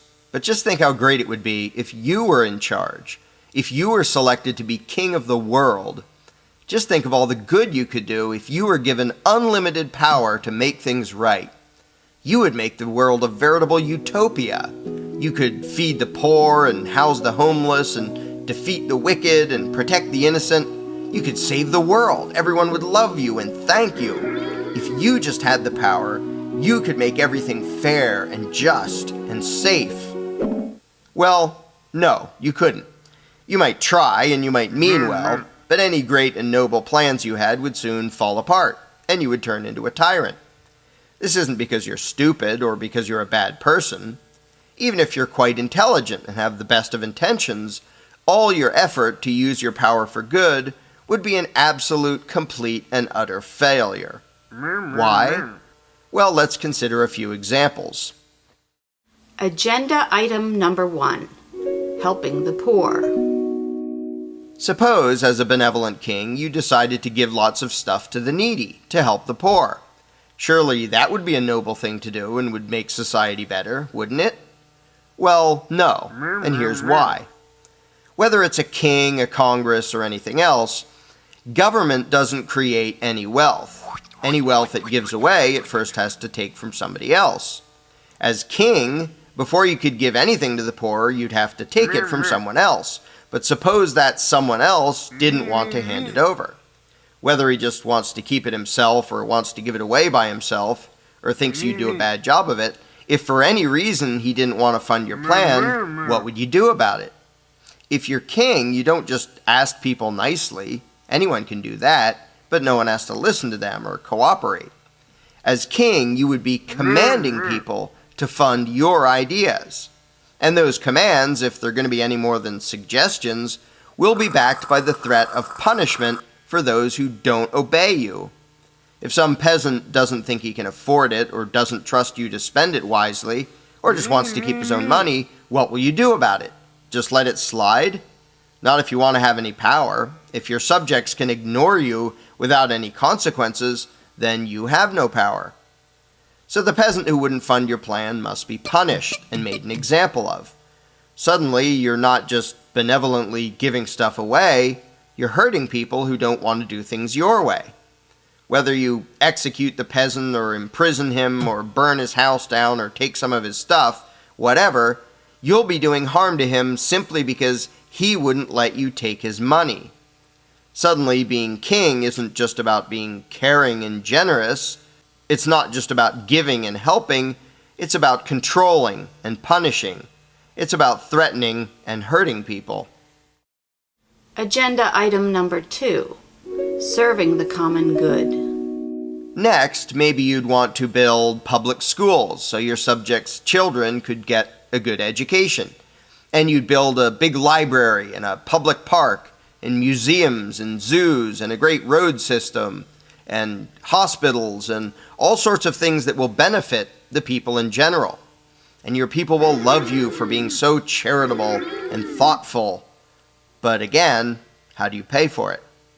Kings don't get castles and piles of gold by working hard. They get those things by taxing their subjects. Every penny you spend, whether you're spending it on yourself or on so-called public projects, you first have to take from your peasants. In reality, you're not giving them anything. You're merely spending their money for them. What if they wanted to spend it some other way? Well, if you let everyone spend his own money, you would have no power. Asking nicely won't do it. If some peasant wants to buy a bigger house instead of helping to pay for a library, or wants to buy more land or save for the future instead of chipping in for a public school, what will you do? If you do nothing and let him get away with that, all your power is gone. Again, to remain king, you have to punish those who won't fund your agenda. So not only are you merely buying the peasantry things with their own money, rather than giving them anything that actually belongs to you, but you're also threatening to cage or otherwise punish them if they resist your efforts to spend their money. You can loudly proclaim that it's for their own good and that your plan is better for the people as a whole, but if some of them don't see it that way, you're still going to have to send out your mercenaries to crush any dissenters. Agenda item number 3, enforcing good choices. So, trying to be a benevolent king by giving your subjects things that you bought with money you first stole from them turns out to be a lot less noble and less fun than you had expected. So you try a different approach. You decide to use your power and authority to make people live healthier lives. You require everyone to exercise for at least an hour a day and to eat a well-balanced diet. Undoubtedly, that would improve the health of many of your subjects. So how could they complain about that? What could be wrong with that? Well, what do you do if somebody disobeys? If some peasant won't eat his vegetables, what do you do about it? Ask nicely? Being in charge isn't about asking, it's about telling, it's about commanding. And a command isn't a command if there are no consequences for disobedience. So the non-compliant would have to be punished. Whether you take some of the peasant's money and call it a fine, or put him in prison, or have him publicly flogged, you will have to intentionally and publicly hurt him one way or another simply because he wouldn't follow your advice. If you ban smoking or drinking or using drugs or eating too much candy, there have to be adverse consequences to any peasant who disobeys. No matter how good you think your suggested choices might be, you're going to have your mercenaries forcibly punish in one way or another those who refuse to make the choices you think they should make, the choices you tell them to make. As a result, suddenly you're not just a helpful leader, you're a vicious thug. Even if the choices you're forcing people to make are what they should be choosing on their own anyway. Suddenly your good intentions, when combined with the exercise of power, become acts of violence. And suddenly your victims, your subjects, don't seem all that appreciative anymore. In fact, they seem to resent you and your supposedly benevolent agenda. But maybe you can still find a way to use your power for good. Agenda item number 4, protecting the innocent. What if, instead of trying to coerce your subjects into making good choices, or funding useful projects, you stick to something more basic, just trying to protect the good people from any nasty crooks and thugs who might be living in your kingdom, which in this case is the entire planet. Surely there can't be anything wrong with that. If there is any way to use power for good, it has to be protecting the good from the wicked. So that's what you devote yourself to, confident that you'll finally make the world a better place as king. But again, your subjects don't have a choice about funding it. If they think your enforcers are abusive or corrupt, if they think your view of justice is skewed, if they don't think your protection services are worth the price, do you allow them to opt out? Not if you want to remain king. The mercenaries you hire, the prisons you build, the army you create with its war machines, not all of your peasants will want it or will agree with how it functions. Do you just say, I know best and it's for your own good, and then lock up those who don't pay? Do you force your version of justice and security on them, force them to pay for it and expect them to like it and thank you for it? To say that all you're doing is protecting people while you're sending armed thugs to collect payments from people who don't want your so-called protection makes you look more like the mafia than like a savior and protector. If some peasant wants to protect himself or wants to hire someone other than you and your goons to protect him, do you let him, or do you force him to fund your idea of justice and security? If a peasant doesn't like what your army does or how it does it, do you allow him to choose to not financially support your agenda? Again, retaining your power requires you to violently impose your agenda on your subjects, forcing them to fund it, crushing any resistance, and doing all of that in the name of defending them against thugs and thieves. And that's more than a little ironic. It's hard to feel noble and righteous, or even honest, while you're routinely committing aggression against people in the name of protecting them. Agenda item number 5. Sit in your castle and do nothing. Well, it seems your ambition of using your newfound unlimited power to fix the world hasn't turned out so well. You tried to do good stuff and be caring and compassionate, but everything just came out as threats and violence. Because after all, that's what law and government are. So in desperation, you decide to do nothing. You leave your subjects alone and you hide in your castle, sulking. But wait, how did you pay for the castle, and your guards, and all the luxuries you have? Even if you do away with most of it, whatever you end up with, are your subjects going to want to voluntarily pay for you to sit on your lazy butt while they deal with the challenges of reality on their own? Doubtful. So if you intend to continue in this life of luxury as king, you're still going to have to force your subjects to fund it. And that means even if you do nothing at all for the peasants, you're still going to need guards and an army and tax collectors just to remain king. The punchline. And that brings us to the final agenda item, the one you should have started with. When you were made king and appointed to be in charge of everything, you should have said no. When offered the opportunity to rule and command your fellow man, you should have turned it down. If given power over others, what you should have done with that power is nothing. Absolutely nothing. Because power via brute force cannot fix the world. Authoritarian control, whether wielded by a king or an elected government or a constitutional republic, cannot improve society. Why not? Because all such power by its very nature is nothing more than the ability to threaten people and hurt people. And whatever your intentions may be, you can't improve human society, you can't create peaceful civilization by threatening and hurting people. Shouldn't that be obvious, self-evident? Sadly, almost everyone has fallen for the utterly insane notion that the human race can be made more moral and more civilized by taking a few human beings and giving them permission to threaten and hurt, to forcibly rule and control everyone else. Such an idea is pure lunacy, no matter how popular it may be, and no matter how much rhetoric and how many excuses you pile on top of it. You can pontificate all you want about constitutions and elections, representative government, consent of the governed, and so on and so forth, but that won't change reality. And anyone who dares to objectively consider things for 5 minutes will see that the reality of the situation is this: authoritarian power, in any form, regardless of the goal or motives, is nothing more than the addition of more aggressive, immoral violence into society. It doesn't matter how many nice suits, fancy hats, grandiose buildings, and pompous rituals and ceremonies you use. Whether it comes from King You or a bunch of elected politicians, the power to rule is always and inherently diametrically opposed to the power of being human. Want to fix the world?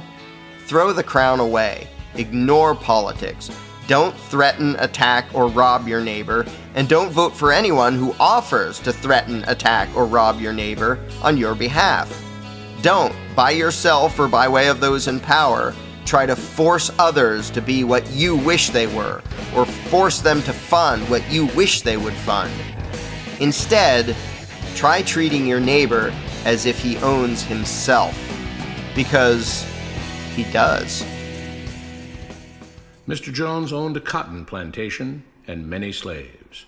One day he was talking to the owner of the plantation next to his, and Mr. Jones was lamenting the fact that times were tough. He was having to work his slaves harder than ever, and was having trouble with some of them being disobedient or trying to run away. The other plantation owner said he knew someone who could help. Day 1. One day Mr. Jones called his slaves together so a man named Mr. Smith could talk to them. Before beginning, Mr. Smith whispered to Mr. Jones, "Whatever I say, do not contradict me or interfere, and I promise you your slave troubles will end." "My name is Mr. Smith," he said to the slaves, "and this may be the happiest day of your lives. From today forward, you will no longer be slaves, but free men." Mr. Jones was so shocked he started to step forward, but Mr. Smith gestured for him to remain silent. He did, only because the other plantation owner had spoken so highly of Mr. Smith's skills. "You are no longer the property of Mr. Jones," Mr. Smith continued. "You are free. No more would you be forced to labor for the benefit of Mr. Jones. Now you can work for yourselves." Now the slaves were all murmuring and looking at each other. Many were smiling, many were looking puzzled. "In fact, you are now free to leave the plantation whenever you want," Mr. Smith said. "However, since we are surrounded by other plantations, if you leave, some other plantation owner will likely claim you as his own the moment you set foot on his property. So I urge you not to risk your newfound freedom by doing something so foolish. Instead, I suggest that you stay here, no longer as slaves, but as willing participants and part owners of this plantation. Yes, this is now your plantation." Mr. Jones bit his tongue to keep from objecting. "For now, we might as well leave Mr. Jones in charge," said Mr. Smith, "since he is the only one with any experience at running a plantation, which is quite a complicated thing to manage. But he will no longer be your master, but just another worker on the plantation. In fact, he will now be using his organizational and management skills to serve you. Whatever problems you may have had with him before, you are now all equals, and you need each other to make this work. If we all cooperate and work together, we can all reap the benefits together. In honor of this happy occasion, I present you this new symbol of togetherness and cooperation, this flag, which shall be the emblem of the new, free Jones plantation." He held up the new flag, but most of those listening were still too amazed to respond. "And this shall be our motto," Mr. Smith announced. "We work together as free men for our mutual benefit, pledging our allegiance to the Jones plantation, which stands for prosperity, liberty, and justice for all. To celebrate, everyone has the rest of the day off. Enjoy your freedom, do as you please, and be back here tomorrow morning, bright and early, so that we may begin work on this great and noble new endeavor as equal free men." Finally convinced that Mr. Smith was serious, the former slaves applauded and cheered. Day 2. "We all want this plantation to do well," Mr. Smith said at the beginning of the next meeting, "so we can all share in the benefits. We all know that it takes a lot of effort to make a cotton plantation work. Just because you're all free doesn't mean you can stop working. In fact, since you're now working for yourselves, I expect you to work even harder than ever before, but now with pride and joy, knowing that you're working for yourselves. Of course, there still have to be rules. If everyone just does whatever he wants, the plantation won't produce anything. This experiment will fail, and we'll all starve. You should be thankful that Mr. Jones has agreed to stay on to lend his knowledge and skills to this endeavor, and I trust you will all do your own part to make this work. Several of you have been chosen to act as project supervisors to manage different aspects of the operation, to make sure everyone is doing his assigned job, to make sure that the rules are followed, and so on. The rest of you may head out to the fields to start your first day of work as free men. Day 3. The next morning, Mr. Smith had a grim expression on his face as the daily meeting began. "I have an unpleasant duty to do today," he said. "Yesterday, Charles was caught keeping some of the cotton he picked, presumably to sell for his own personal profit. That is against the rules. That is stealing. For that, Charles must be punished." 2 men tied Charles to the whipping post. "I take no joy in this," Mr. Smith continued, "but you must understand, if we do not maintain order, if we do not have rules that we all abide by, then the plantation will fail, and we will all suffer." The whip cracked against Charles' back. "But if we all pitch in for the common good, then we can all prosper. Being free doesn't mean you should be selfish and greedy. We must each do our assigned duties and obey the rules, and then we can all benefit, and each of you will receive your appropriate share of the profits." A young man named Samuel stepped forward. "But if you and Mr. Jones decide the rules and whip us if we disobey, how is that any different from what we had before?" "How can you say that?" Mr. Smith asked. "I'm shocked. You were a slave before, and now you're free.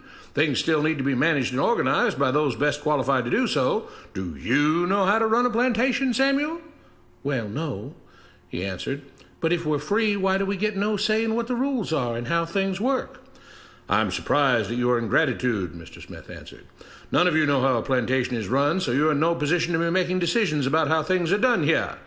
You don't seem to appreciate all the things that Mr. Jones provides for you, from protecting you from all the outside threats that you know nothing about, those who would come here, capture and enslave you if not for Mr. Jones' protection, to making sure that you all have food and housing, tools to work with, that you're cared for when sick and injured, and so on. There wouldn't be a plantation at all, no cotton to pick, no land to plant and harvest, if not for him. You should be grateful that he's made possible the level of comfort you now have. Your lives would be far worse if not for him. Nevertheless, as free and equal participants in this endeavor, from now on at each meeting, any worker may have 2 minutes to ask questions or voice suggestions or complaints." With that, the workers all seemed satisfied and headed out again to the fields to pick the cotton. Day 4. "I have a big announcement," Mr. Smith said as the daily meeting began. "Mr. Jones' cousin is here, and not just to visit and see how our project is coming along. It has been decided that from now on you will be deciding who will manage the plantation. Of course, this job can't be done by just anyone, but every 3 months we will have a special meeting at which all the workers will vote on whether we think Mr. Jones should run the plantation or whether we think his cousin, Mr. Johnson, should run the plantation. That means that ultimately you are in charge because you will be deciding which man you want running things on your behalf. If you don't like the way things are being managed, you now have the power to change it." Amazed and pleased, the workers headed out again to the fields to pick the cotton. Days passed, months passed, a year passed, and the plantation continued to operate as before. Sometimes Mr. Jones was in charge, sometimes Mr. Johnson was in charge, but the day-to-day routine stayed exactly the same. The workers worked hard, long hours every day, and still had little to show for it. Every day the meeting would begin with them all reciting the Jones Plantation motto, "We work together as free men for our mutual benefit, pledging our allegiance to the Jones Plantation, which stands for prosperity, liberty, and justice for all." One day Mr. Smith announced, "Samuel is asked to say a few words this morning, and whatever the rest of us may think of his ideas and opinions, we are all free here, and that means we are all allowed to speak our minds. So, Samuel, you have 2 minutes. Begin." Samuel stepped forward, looking scared. "I was excited when all this started," he began, glancing nervously at Mr. Smith and Mr. Jones. "But don't you all see what's happened here? Nothing's changed. We're all still slaves." There were grumbles of disagreement from the crowd. "They tell us what to do and whip us if we don't. They still make all the rules and punish us if we disobey. They let us make suggestions and complain about things, but they never really change anything. They let us choose between Mr. Jones and Mr. Johnson, but what's the difference? The situation stays the same. We do all of the work and they take as much as they want and decide how much they'll let us keep. They live in luxury, made rich by the cotton we pick. We do all the work and have to build our own huts, grow our own food, and take care of ourselves. They leave us just enough that we don't revolt or run away. This is not freedom. We're all still slaves. They've only changed the words they use, but nothing else has changed. They say we're all free and equal, but we're not. They command and we obey. That's not freedom. That's not equality. They say we're free to leave, but all that means is that we're free to be someone else's slave. Why should we work or obey the rules? We didn't agree to this. They made the system. They forced it on us. They control and rob us and call it freedom. They've deceived you into thinking that being able to choose which slave master you'll work for is the same as being free. It's not. Open your eyes. If you keep what you produce, they call it stealing. When they take what you produce, they call it sharing and fair distribution. Can't you see that this is all? Your time is up, Samuel, Mr. Smith announced calmly. At his gesture, two supervisors grabbed Samuel by the arms and led him to the whipping post. I'm sorry, Samuel, but you've broken the rules. There are rules against encouraging others not to work and encouraging others to break the rules. You're only hurting all of us with your discontentment and your complaining and your disobedience. The whip fell, and Samuel let out a grunt. Without rules, without order, all would be lost. Without law, there would be chaos. We can't just behave as wild animals, each doing whatever he pleases. We must all follow the plan and all do our duty for the betterment of everyone. And those who do not must be punished. The whip fell again, and blood flowed freely from Samuel's back. Samuel, it is you who are stealing from the others. When you don't do your assigned work, you are making more work for others. When you disobey the rules, it is you who are endangering the future of everyone else here. You are the thief. You are the criminal. You are the one trying to destroy the arrangement that keeps us all safe and prosperous. At every lash of the whip, the other workers cheered louder and louder, some yelling curses at Samuel. Being spoiled and selfish, you complain about everything, talking as if you're oppressed. But you are the one ruining things. You are the one keeping us from being all we could be. It is your greed and your rebelliousness that is hurting all of us. They all play by the rules, Mr. Smith said, gesturing at the others. What makes you think that you don't have to? You think you're above the law? There were loud yells of agreement as the whip fell again. We must maintain order, Mr. Smith proclaimed, to make this plantation great, to make it so that we can all be happy and prosperous. To have the society we want, there have to be rules. We all have to contribute our fair share to this great endeavor, and we cannot tolerate actions and attitudes that seek to undermine the amazing things that together as free men we have achieved and will continue to achieve. Mr. Jones was smiling as he gave Mr. Smith a pat on the back. The crowd was cheering so loudly that none of them had noticed that Samuel had died. Today we will learn different methods you can use to be a crook. Method 1. The unsophisticated, short-sighted crook confronts a person directly and threatens him, usually while brandishing a weapon, and demands whatever money or other valuables the person has on him. While this method is fairly popular and sometimes effective, it has some drawbacks. For example, confronting someone in person poses a significant risk to you, the crook. Even if you only pick on smaller, weaker individuals, you never know when they might be armed. Furthermore, using this direct method involves a high likelihood that sooner or later you will be recognized, tracked down, and punished, whether by the victim, a bystander, or the police. And after you've done the crime, you get what you get, whatever your victim happened to have on him, and that's it. A one-time deal, usually with an unknown prize, maybe even nothing. Method 2. A slightly better way to be a crook is to break into houses when no one is around and see what you can steal. While there is some chance that you'll be noticed and confronted, the risk is a lot lower. And the average house is likely to contain a lot more valuables than the average person carries around with him. Nonetheless, there are still risks involved, and a high chance that you'll leave behind evidence, footprints, fingerprints, etc., that could later get you into trouble. Method 3. The more sophisticated crook avoids the risk of violent confrontation entirely by using fraud and deception rather than direct threats and violence. For example, you might call up little old ladies and trick them into giving you their credit card numbers, or set up some mail order scam that collects money and then magically disappears. The personal risk to you, especially the risk of being physically attacked by your intended victim, decreases dramatically. However, you might still get caught, and each time is still a one-shot deal. You get what you get and run the risk of getting in trouble, one crime at a time. Method 4. The next step up is to create ongoing frauds, methods that don't just rob people once, but that create recurring theft. For example, if you trick little old ladies into giving you their credit card numbers, instead of just having a quick shopping spree, you could set up a bunch of smaller, repeating thefts. A little old lady who gets charged $9.95 a month, which shows up on her credit card statement as helping poor orphans, is unlikely to question it. Get 100 little old ladies to do it, and you have an ongoing cash stream, without having to commit a new crime and incur new risks every time. Of course, there is still some risk of getting caught and punished. Method 5.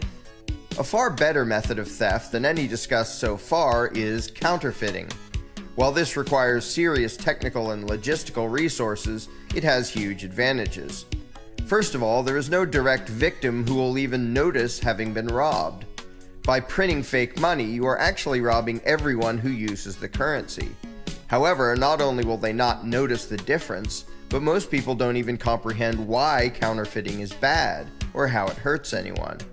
The risk of your actual victims retaliating against you is therefore almost zero. The risk of them even knowing they were robbed is also almost zero, and wouldn't be much higher even if they knew you were printing your own cash, simply because most people have no idea what money is or how currency works. Once you're set up, you can create an ongoing source of wealth for yourself with very little physical risk. Of course, if the authorities find out, then you're in trouble. But aside from that risk, this would seem to be the pinnacle of the art of being a crook, having an unlimited supply of completely unearned wealth for yourself, while the victims never know what hit them, and in fact, never know that anything hit them. Method 6. The next step is only for truly sociopathic crooks, who don't just want unearned wealth, but want to dominate their fellow man. It's again based on counterfeiting, but instead of just printing money and buying stuff with it, you print money and loan it to other people. At first, this may seem counterintuitive. If you can just print as much money as you want, why bother to loan it or give it away? Well, suppose you print up millions of dollars and then lend that to hundreds of different people. They will each then feel indebted to you, as if you did them a favor. From then on, they will rob themselves every month, giving you a pile of money, while feeling a moral obligation to do so. Ironically, because they imagine the debt to be real, as if you actually loaned them your own money, they would view themselves as the crooks if they ever stopped going along with your crime. In fact, you should sometimes intentionally lend your counterfeit money out to the point where you know that people can't possibly pay it back. Why? Because when they default on the phony loans of your phony money, you can openly steal their houses, cars, and other property by way of foreclosure, and they will feel bad about it, as if they were the bad guys for not being able to keep up with the payments. While you openly steal everything they have, they will apologize for not giving you more while feeling shame and humiliation. What could be better? And the more you steal via this method, the more you can expand the fraud. There is really no limit. Eventually, if all goes well, you can have almost everyone in the world feeling indebted to you. And when they default, you will quite literally own the world. And most of your billions of victims will have no idea what happened. They will all be reduced to impoverished slaves for you to do with as you please, you sadistic, megalomaniacal, sociopathic bastard. Method 7. The previously mentioned method is so effective, in fact, that there's really only one way to improve it. The only risk involved, up to this point, is that the authorities might notice and catch you before you can slip off to some non-extradition treaty country with your ill-gotten gains. To remove that final risk, take the final step and bribe the politicians to legalize your crimes. When the authorities have given their official legislative blessing to your massive perpetual fraud and even offer to send their mercenaries to protect you against your victims, should any of them ever wise up to what you're doing, then you will be the supreme crook of the world. However, you cannot accomplish this. You will never be the super crook who owns the world. Why not? because someone else beat you to it. In this country, they're called the Federal Reserve. They own Congress, which legalized their fraud in 1913. Since then, through their politically sanctioned fractional reserve banking scam, a fancy term for legalized counterfeiting, they have stolen more trillions of dollars in assets than you can possibly imagine. The crime is so perfect that they even do it right out in the open, admitting all of the details of the scheme. And still, only a tiny fraction of their victims have any idea what happened, or even have any idea that anything nasty has happened at all. However, if something like this video, for example, were to go viral, so that the victims of this fraud all understood what had been done to them, well, what would happen then remains to be seen.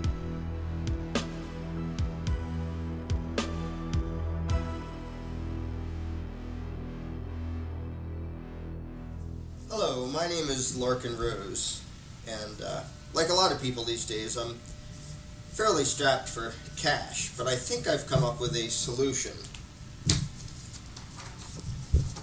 I'm allowed to rob you. Having to earn money is just too inconvenient, so I just gave myself permission to rob you. So I'll be by your house around, let's say, noon tomorrow to see which of your stuff I want to take. Now, this isn't just a threat. I'm not just saying I'm going to rob you. I, by writing this down, gave myself the moral right to rob you. So maybe I should have done it like this. I hereby grant to myself the absolute moral right to steal your stuff. So since I just gave myself the moral right to take your stuff, I'm sure when I show up you'll give me a warm welcome. And in case you think I can't give to myself the right to rob you, some friends of mine helped me out with this one.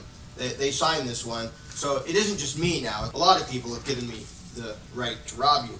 And in case you weren't impressed with these sort of simple printouts, my friends and I had a very formal meeting and put together this somewhat verbose but very official looking document. You can read all the details if you really want, but the long and short of it is, now I'm allowed to rob you. So this document makes it all legit. I now have moral permission to rob you, and since I'm sure you're a fine, upstanding citizen, I'm sure you're going to cooperate when I show up tomorrow. So if you could have your valuables all laid out by noon tomorrow so I could see which of your stuff I want to take, that would be good. And then we can... What? Why are you giving me that look? Yeah, surely you don't doubt that this gives me the right to rob you. Surely you're not questioning the legitimacy of this document. Surely you wouldn't still claim that I don't have the right to rob you. I do. See, it says so right there. What, you don't think this is good enough? You don't think that this is binding on you? You don't think that this gives me the right to rob you? Let me show you something.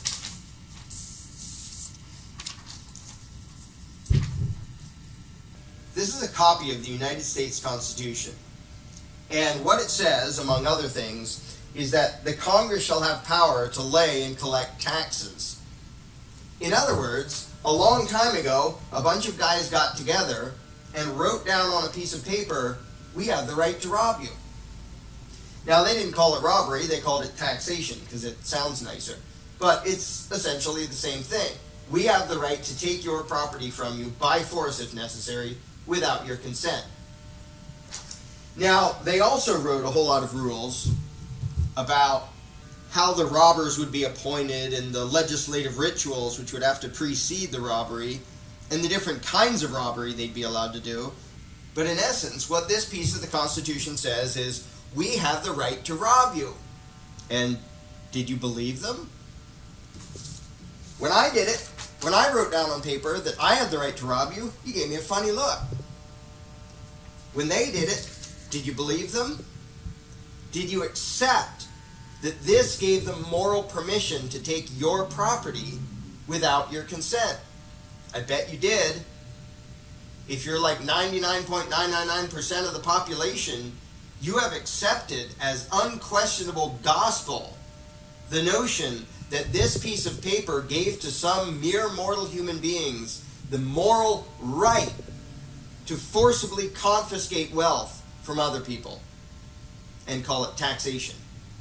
In fact, if you're like 99.999% of the population, you've never even thought about this until right now.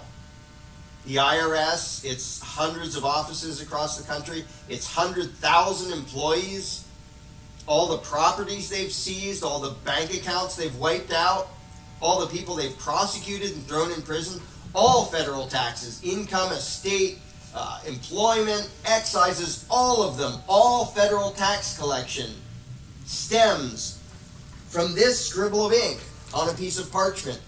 This is supposedly the source of the authority for every bit of that.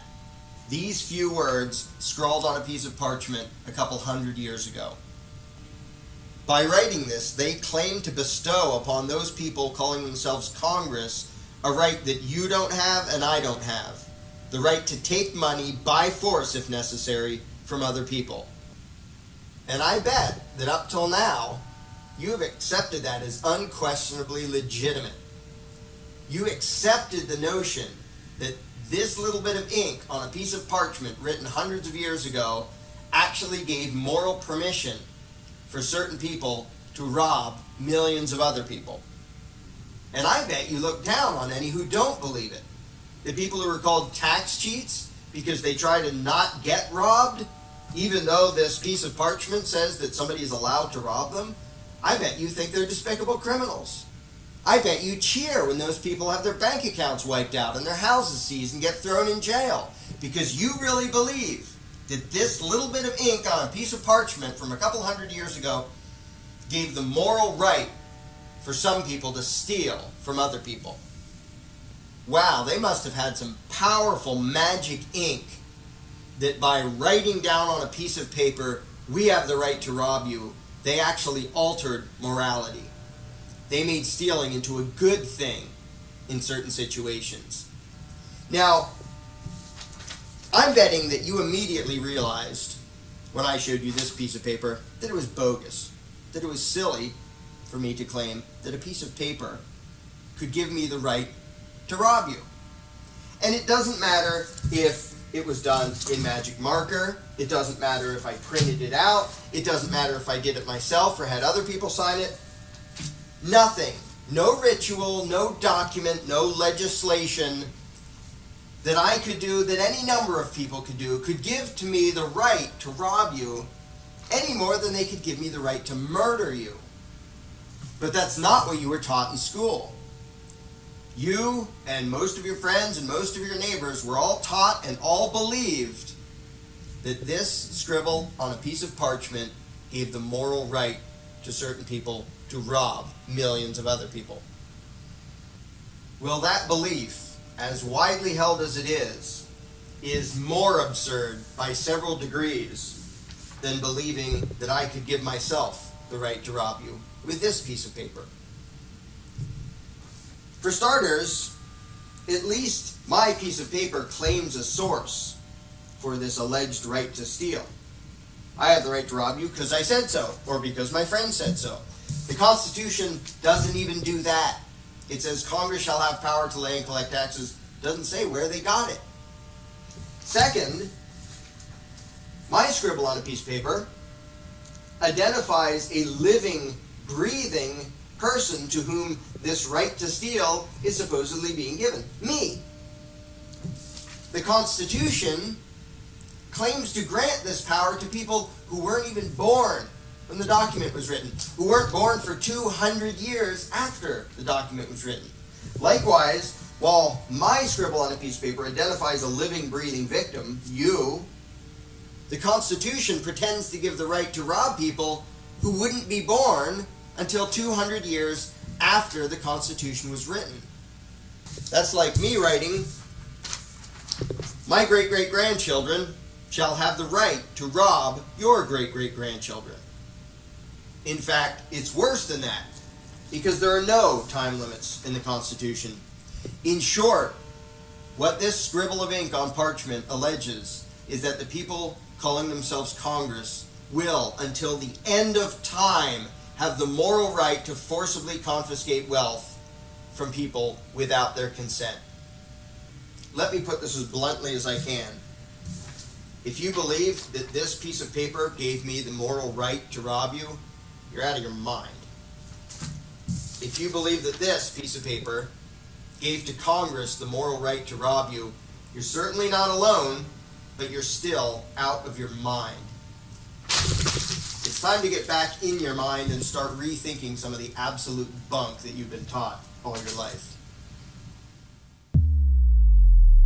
Slavery is the claim of ownership over the life or property of another individual. It is the antithesis of freedom. This definition applies to all forms of identified slavery throughout history. The slavery most people think of is chattel slavery, which was generally and mostly abolished in the 19th century. Today, there are still modern forms of slavery. Professor Kevin Bales states that slavery is theft, theft of work, theft of life, theft even of the children a slave might have borne. Many abolitionists were seen as radical for their views to end slavery, and they were also pointing to many other forms of slavery at the time. Abolitionist Lysander Spooner, for instance, spoke of political slavery, particularly stating that it is whatever allowed or maintained chattel slavery. When we consider the idea of theft, what is taxation but people justifying the theft of the property of another? If you are claiming ownership over something that belongs to someone else, you are claiming that you own what they own. Are you to tell them what to do with their own life and be a slave master? Government is just people, but it is people continuously committing the action of slavery. Government, or the state, is based on statism, the belief that there is such a thing as authority vested in certain human beings, magically giving them the right to rule over other people.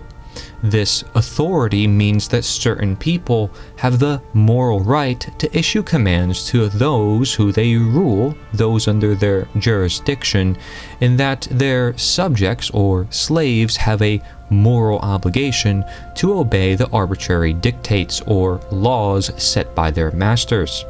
Most simply put, statism is the belief in the legitimacy of slavery and the legitimacy of government. In case you do not understand, answer the following questions. Number 1. Do you have the moral right to rule or dominate another individual against their will? Number 2. Does anyone have the moral right to rule or dominate you if you don't want them to rule or dominate you? Number 3. Does anyone have a legitimately higher claim over your life and property than you? Number 4. Do you have a legitimately higher claim over the life and property of another? Number 5. Do you have a legitimate right to steal your neighbor's stuff? Number 6. Does anyone have the legitimate right to steal your stuff? Number 7. If you don't have the right to steal from or harm another person, can you confer that right that you don't have onto another person or group? Number 8. Is there any means by which any number of individuals can delegate to someone else the moral right to do something which none of the individuals have the moral right to do themselves? Number 9. Do those who wield political power, presidents, legislators, etc., have the moral right to do things which other people do not have the moral right to do? If so, from whom and how did they acquire such a right? Number 10. Is there any process, constitutions, elections, legislation, by which human beings can transform an immoral act into a moral act without changing the act itself? Number 11. When lawmakers and law enforcers use coercion and force in the name of law and government, do they bear the same responsibility for their actions that anyone else would who did the same thing on his own? Number 12. When there is a conflict between an individual's own moral conscience and the commands of a political authority, is the individual morally obligated to do what he personally views as wrong in order to obey the law? Number 13. Do you think two people have a right to trade with each other independent of any third party if they want to? Number 14. Can you limit slavery or violence if it's seen by everyone as legitimate? Number 15. If stealing 100% of the product of someone's labor is slavery, at what percentage is it not slavery? Number 16. How does every order in government get carried out? By who and how? Number 17. Who seeks or desires power? And number 18. Did you actually consent to be within a government? Government is known as a monopoly on violence. It cannot be limited because its violence is seen as legitimate. The action of slavery condoned by statism leads to the condition of slavery, the government state. Following orders cannot be a justification for carrying out wrong behavior, yet the belief in statism makes it a necessary duty, even moral and brave. Being that the word taxation is just another word for theft, yet people see it as moral rather than immoral, this is an example of slavery covert rather than overt. Being that statism is a belief system that leads to the action of slavery, this is an example of what many writers have called, quote, the worst form of slavery, being mental slavery, that leads inevitably to physical slavery. History tells us that government never protects the rights of individuals, that its existence ever only violates the rights of individuals. A good example is America itself. The deception that one man-made system can work for everyone or stay limited in power or for select functions is the promise told for centuries on end, only to end up justifying more political slavery. The Hegelian dialectic that one political party or candidate goes against another is the centuries on end strategy of divide and conquer, using emotional appeal, dishonest identities, deception, media propaganda, and dependence for change, justifying more political slavery. Every law is backed by the threat of violence if people do not comply, if people are not statists or slaves. Those who carry out the violence are the willing statists, the complicit slave drivers. In the 19th century, there existed the slave patrol, which is attributed to modern-day policing.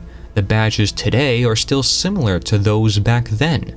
These are willing statists.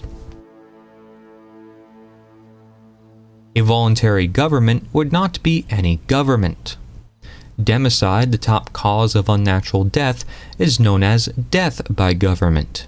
A good example is World War II. People say it is a necessary evil, and so the same could be said of slavery.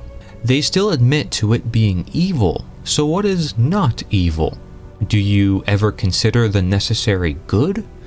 I repeat, if slavery is legitimized at all, it will inevitably grow. Just replace the word slavery with government, and you will also see that all the excuses and fears made for its existence is practically the same. Here are the claims made against the abolition of slavery. Slavery has always existed. Government has always existed. Every society has slavery. Every society has government. Slaves are not capable of taking care of themselves. The people are not capable of taking care of themselves. Without slavery, there would be chaos. Well, without government, there would be chaos. Trying to get rid of slavery is foolishly utopian. Trying to get rid of government is foolishly utopian. Forget abolition, a far better plan is to keep the slaves sufficiently well-fed, clothed, and housed, and occasionally entertained, and to take their minds off the exploitation by encouraging them to focus on the better life that awaits them in the hereafter. Well, forget abolition, a far better plan is to keep the people sufficiently well-fed, clothed, housed, and occasionally entertained to take their minds off their exploitation. Without slavery, who will pick the cotton? Well, without government, who will build the roads? There will be slavery anyways. Well, there will be government anyways. Government provides nothing new. It only steals somewhere to provide elsewhere. It claims presumed authority for ownership over all the land, all the businesses, and all the people of said land. Government, from etymology, the Latin verb governare or gubernare, means to control, combined with the Latin noun mens or mentis, means the mind. To control the mind. People imposing their will on other people with violence, this is a claim of ownership, as it is dictating the fate of other people's lives. The first government, Sumeria, was the first form of systemic slavery. Every government since practiced slavery. Historically, people first became slaves as a result of government war or government jailing systems. Those who partake in war are willing statists. Nobody has the right to enslave or commit violence upon a fellow human being. No outfit, no position, no title, no bloodline. If you aren't thinking for yourself here as to what is right and wrong, you may still be mentally enslaved. I interviewed over 50 different ex-statists from many different backgrounds. Some were also ex-order followers, directly partaking in acts of slavery. They realized they were wrong, and so was myself, and you can admit it too. It's not easy, but we must. We want a free and voluntary world with many solutions and not just one, having the encouragement of teaching morality and being responsible. This is a world of innovation, a world without large-scale war or legitimized violence making evil ever more evil. A quote from Jeremy Locke, the author of The End of All Evil, states, "Personal sovereignty is the end of evil, when every person on earth will defend themselves and those they love, when evil cannot gain even a foothold because all people are watching for it, and recognize that it seeks to destroy their value. This is the exact opposite of perfect evil, in which every person is a slave and a master of slaves. Perfect liberty is life, and in it there are no slaves and no masters of slaves. Perfect liberty is life." Ownership is a practice required for freedom, health, and order alike. And it's time humanity owns up to their own ownership, otherwise they will continue to be owned. Quite literally, they will get owned, abolished themselves. Give up some of your ownership more and more to someone who does not properly own it, and the next thing you know, you come to own close to nothing. You are owned and independent. You are a slave. Recognize it earlier, you're less of a slave, but still a slave. Recognize it later, welcome to tyranny, until you learn the lesson of abolitionism and what slavery really is and has always been. Your comfort and false sense of security does not last forever unless your life is truly in your own hands. Slave masters will use you for their own benefit. They have life in their own control. But nobody deserves to be a slave or to be used by another person. You are not a slave by nature. Do not allow yourself to become enslaved. If we all learn to control ourselves, voluntarily defend our property, and set up voluntary systems as we educate, we need no external control by slavery. Natural leaders seek no authority, and truth is our authority. Quite simply, a statist is somebody who believes in having a state. Basically, anybody who wants government is the exercise of authority over a people or place. And that is basically the right to rule. It's not just the ability to control other people, because most people have that in one way or another. It's the right. It's the idea that certain people, it's legitimate for them to forcibly control others. Belief in government is a purely faith-based, indoctrinated belief. It doesn't actually make any sense in practical terms or in evidence or in logic. For years, I thought it was a really good analogy to compare government to religion. And only a few years ago did I realize it's not an analogy. It is a religion in every way. It has a superhuman deity, government, that has rights that mortals don't. It isn't restricted by the rules that apply to mortals. It issues commands, and if you disobey, you're a sinner and you deserve to be punished. The faithful, the true believers, they have great faith in these bizarre rituals, elections and legislation and appointments, and they dress up and then they say, ta-da, now I represent government.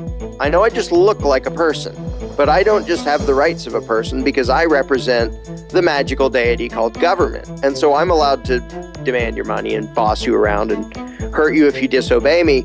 I'm acting on behalf of government, and it has commandments called laws. And these laws aren't just the threats of humans. They are decrees from something superhuman.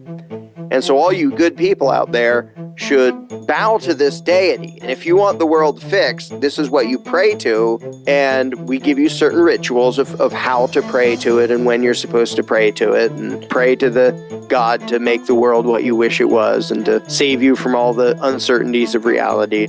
The doctrine people are taught is just patently absurd. And a bunch of examples of that are like consent of the governed.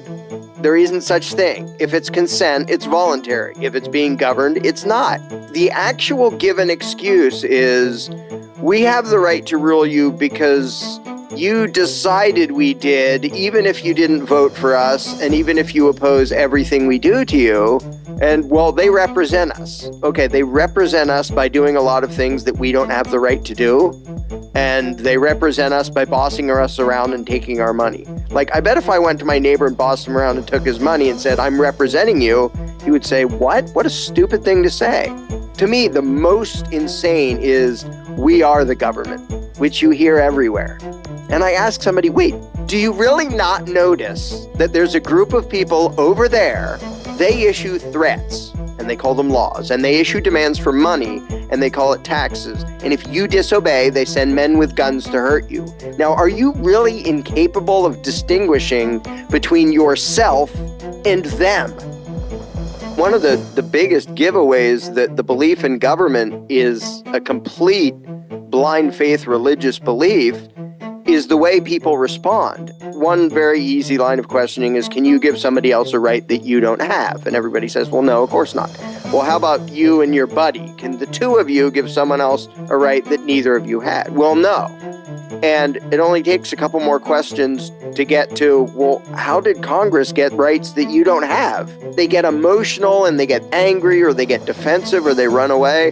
They didn't come to this belief through reasoning and evidence and logic. They came there by having a blind faith belief smashed into their heads, starting before they could even talk.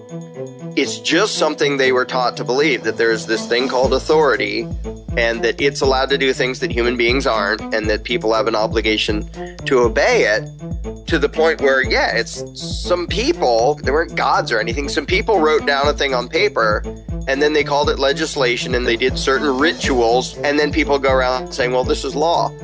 Most people literally feel physical discomfort and fear at the thought of disobeying anyone in authority. Most people can't say, no, I'm not going to do that, because it goes against their years and years of programming and indoctrination that trains them to think, if you do as you're told, you're good. If you don't, you're bad. And that's the message of school, and that message gets pounded in people's heads. Students are taught over and over and over and over again, every stinking day they're in school, that the measure of your virtue is how well you obey authority. the whole approval disapproval thing. The one thing you learn in school is if you do as you're told, you get approval and reward. And if you don't do as you're told, you get disdain and condemnation. They'll make sure everybody knows you're a bad person because you didn't do as you were told.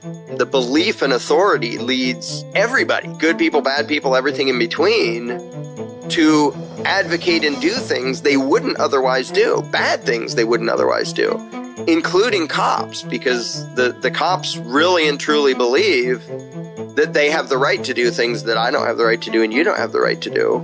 The only reason most of them do what they do is because they believe in authority and they really believe that legislation gives them an exemption from morality. So that when they do something and someone says, hey, what you're doing is bad, hey, I don't make the law, I just enforce it.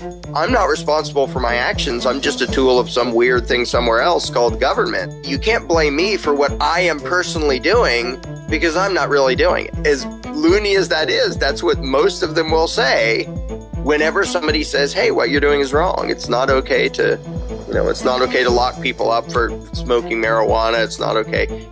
All the ways in which quote unquote law enforcement initiates violence against nonviolent people. And if you bring that up to them, they literally talk as if they didn't do it.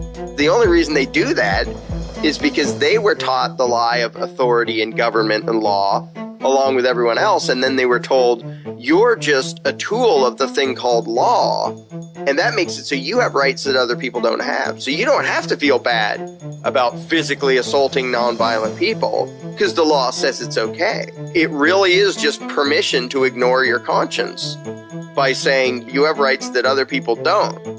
You don't have the right to tell other people what habit to have on your own. You don't have the right to go and extort people on your own. But once you're law enforcement, then not only is it okay, it's noble and great to go around robbing people and bossing them around. That is the biggest danger of the belief in authority. It tricks good people into condoning or doing really nasty, horrible, violent things because they think, well, this is okay if government and authority does it. They are raised by their parents, by the school, by the government, by the culture, by all the authoritarian messages built into everything to think that obedience is a virtue.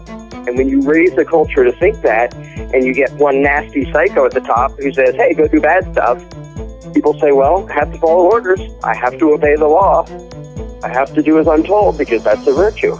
And then good people march off and do evil stuff. I'm not scared of the Maos and the Stalins and the Hitlers. I'm scared of the thousands or millions of people that hallucinate them to be authority and so do their bidding and pay for their empires and carry out their orders. I don't care if there's one loony with a stupid mustache. He is not a threat if the people do not believe in authority. Some people assume that, well, you must trust everybody if you don't want government. That's not at all true. I don't nearly trust everybody, but if I don't trust people to run their own lives, why on earth would I trust them to be in a position of power where they can forcibly run other people's lives?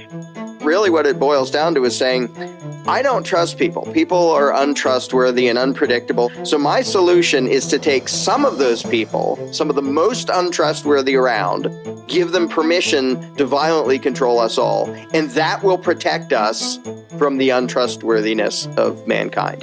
Okay, you're so scared of the average man out there and so thankful for government. Let me ask you, who has taken more of your money under threat of force? Private people threatening you or agents of authority threatening you? How many murders are committed by private people compared to how many are committed by people acting on behalf of authority? It's not even close. The number of murders committed in the name of law enforcement and government and authority completely dwarfs private murder. Even governments killing the people of other countries is small compared to them killing their own people. In the last 100 years, over 270 million human beings killed by their own governments, not counting war.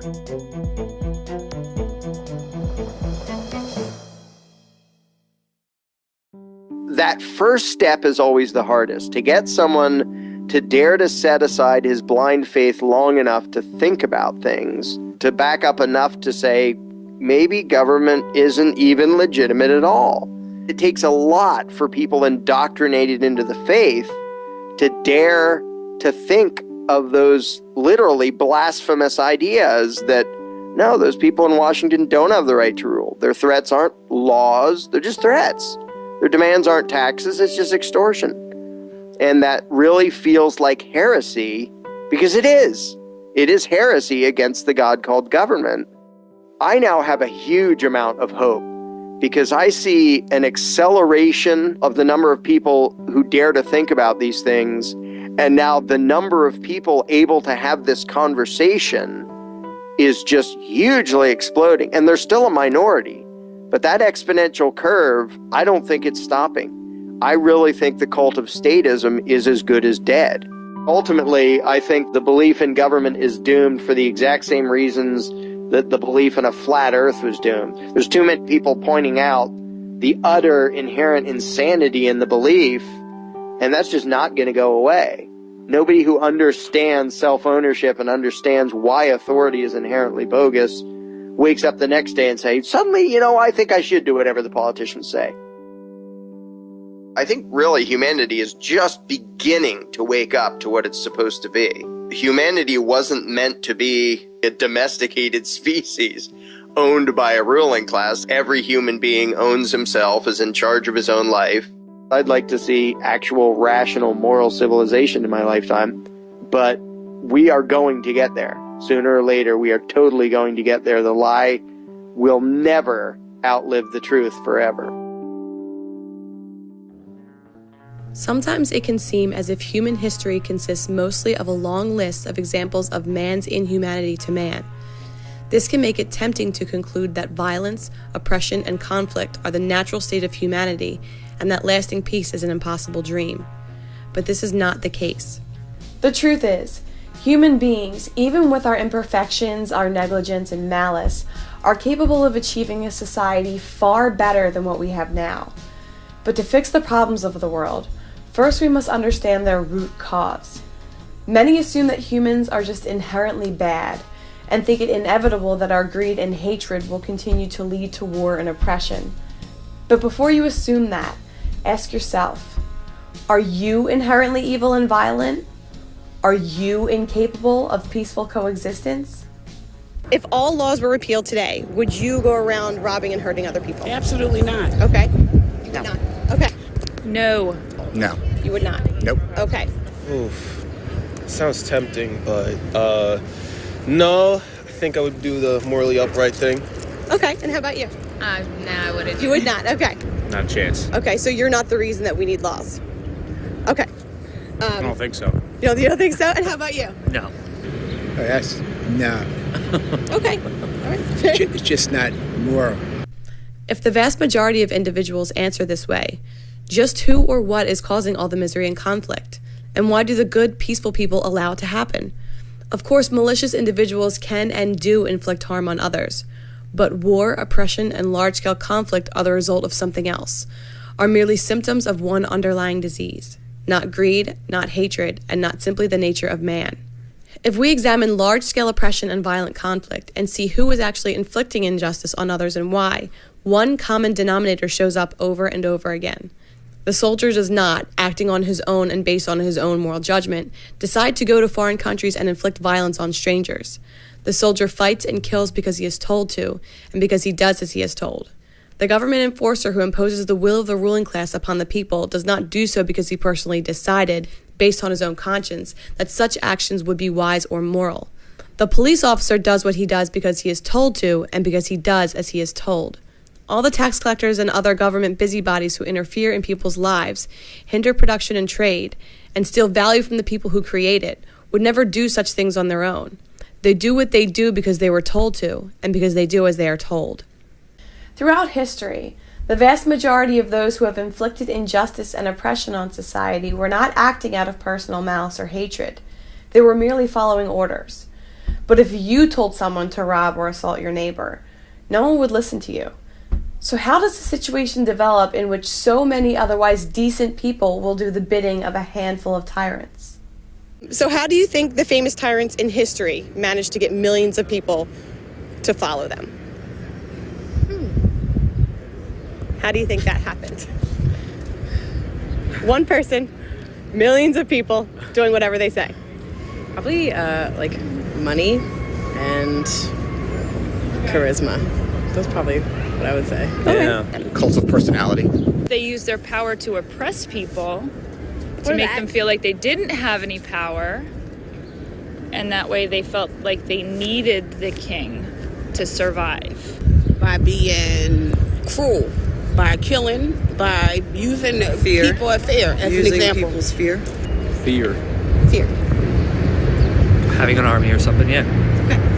I'm not sure, actually. Probably through fear, Okay. maybe. Power. Money. Okay. Power. They had power over the people by their little minions, which enforced the power. Once he achieves power, yes, a tyrant can rule by fear, having his minions and his armies crushing any who disobey his commands. But that does not explain how the tyrant got such power in the first place. In almost all cases when a tyrant is rising to power, the people are not gripped by fear. They are filled with excitement, happiness, and hope. Oppressive regimes grow not by promising pain and death, but by promising to take care of the people and to protect them from all the dangers of the world. Eventually, a dictator may rule by brute force and intimidation, but he cannot do that until he already has the loyalty and obedience of his enforcers and of his subjects. Government enforcers do not do what they do just because someone told them to, but because someone they view as a rightful lord and master told them to. The psychology experiments of Dr. Stanley Milgram show all too clearly that most people will do things they instinctively know to be wrong, including hurting complete strangers, if they are told to do so by someone they view as authority. Ironically, it is often people's distrust of their fellow man and the desire to have some powerful entity that can protect and defend the innocent that ends up tricking good people into condoning and funding the very institutions responsible for most of the violence and conflict in the world. Most injustice is not the result of individual malice or greed or hatred, but is the result of normal people obeying the commands of a perceived authority. Many worry about how people might behave in the absence of government, when history shows that the far bigger threat to humanity is what people do in the name of government. When asked what they want government for, people do not say division and oppression. They say they want it for good things, to protect people, to care for the poor, to provide infrastructure. But instead of achieving these noble ends, politics and government over and over again end up enriching and empowering tyrants, liars, and thieves. Though many people say they want government to make things fair and equal, and to protect and serve the common man, government always creates a massive power imbalance, with a handful of individuals having enormous amounts of control and money, and everyone else having to choose between obeying and funding the ruling class or being fined or caged. Since those in government are always vastly outnumbered by those they govern, why do the people allow this? Why would the common man imagine such a situation to be legitimate or tolerable? Why would he accept subservience to any master or feel obligated to continually surrender the fruits of his labor to an institution that views him and treats him like cattle? Politicians are masters at using fear and emotionalism to pit different groups of people against each other, until the people are begging for more laws and regulations.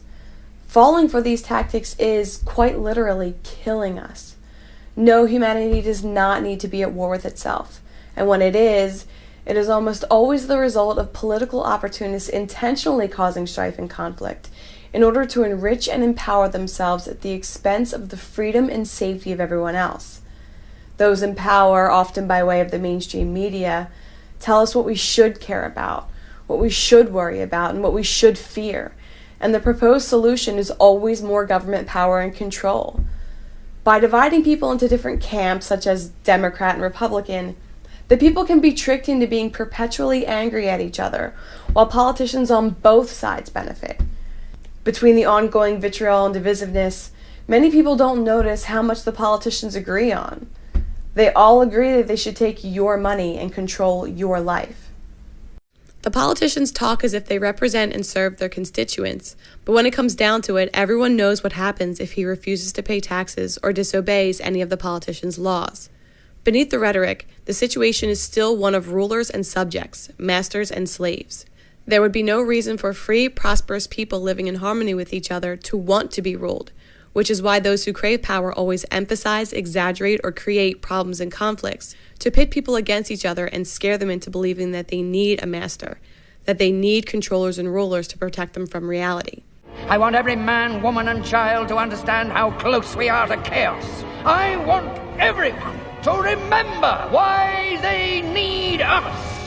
Tyranny does not come about through power-happy people confessing malicious intentions. It comes about through power-happy people feigning good intentions, thereby winning the loyalty and subservience of good people who then view the power-happy people as authority and government.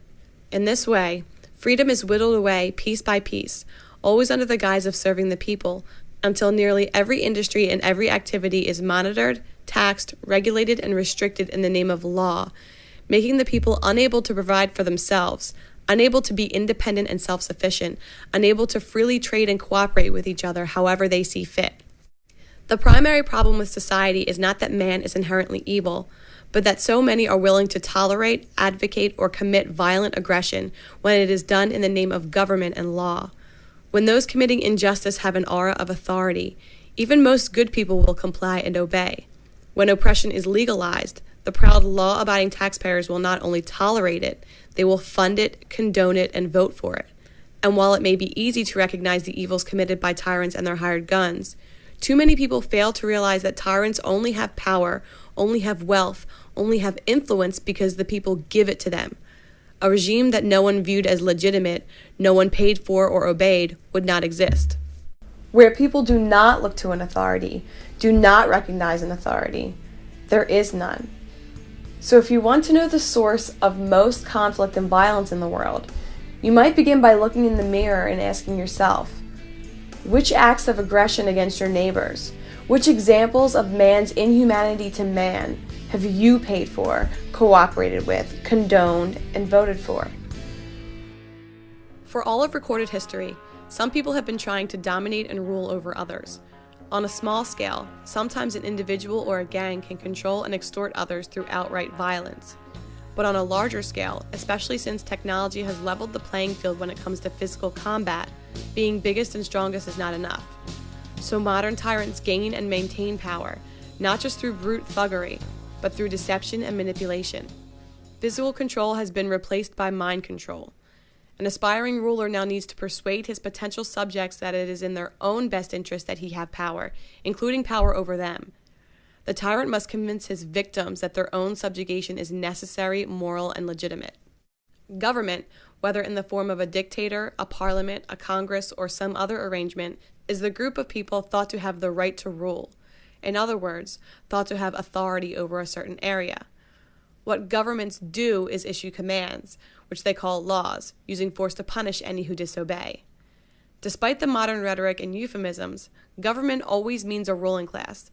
Those in power command, and everyone else either obeys or is punished. But to get people to tolerate such an arrangement, to get the common man to accept what is essentially a master-slave relationship, those who crave dominion have to find ways to get their subjects to condone their own subservience and enslavement. First and foremost, a modern tyrant must create an air of legitimacy around his regime, must convince his subjects that he is a rightful and legitimate authority. At one time, kings insisted that God himself had directly granted them the right to rule. Today, most people scoff at such a claim, while still accepting the more modern excuses for authoritarian domination, which are a lot more involved and complicated, but no more reasonable or rational. Humanity has evolved past the superstition of the divine right of kings, but has yet to evolve past the superstition of the divine right of politicians. Tyrants today have to work harder to deceive the people into accepting the status of obedient subjects, but they still manage to do so most of the time, using a few basic methods of deception, manipulation, and propaganda. In many countries, including the United States, Soviet Russia, and Communist China, ruling classes have claimed the right to dominate the people based upon constitutions and elections. Even under the most vicious tyrannies, those in power always label their actions as legal and claim to be representing and serving the very people they extort and oppress. As much as people have been taught to revere democracy and associate it with freedom and justice, democratically elected governments have committed more murder than any other institution in the history of the world. Instead of actually empowering the people, democracy merely gives the people the false impression that they are in charge, and the false notion that, as long as they are allowed to vote, oppression and tyranny will be impossible. History shows otherwise. In reality, elections can be the tyrant's best friend, as they can be used to dupe the people into imagining that they have given their permission and consent to be dominated and controlled. At best, the people are given the choice of who will rule them, but true freedom, being ruled by no one, is never one of the choices in any political election. Even when their ballot choices are selected by the ruling class itself, allowing people to vote can deflect and diffuse their anger and resentment, tricking them into focusing their time and energy on pointless rituals which never achieve freedom, so they don't start disobeying or resisting instead. So many people now view the whole process, the Constitution, the form of government, the elections, appointments, and other rituals, as not only legitimate, but sacrosanct, that to condemn the entire game and to identify it for what it is, just the latest excuse for authoritarian domination, is considered blasphemy by many, which shows just how effective the tyrant's propaganda still is at duping the people into accepting and advocating their own subjugation. But simply making a ruling class appear legitimate is not enough. For a regime to grow, each grab for power and each corresponding decrease in individual freedom must be done in the name of good intentions and noble motives. The most effective means of convincing people to give up their freedom and their money to a master is to convince them that if they don't, horrible things will happen, which is why nearly all of politics is based on fear-mongering. A tyrant does not obtain power by making the people afraid of him, but by making people afraid of each other.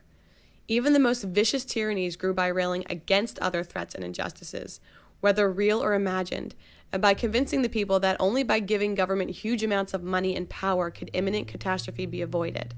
And those who seek power not only exploit and exaggerate real problems, but often terrorize the people with make-believe dangers, or intentionally cause problems themselves, just to have an excuse to increase their own power.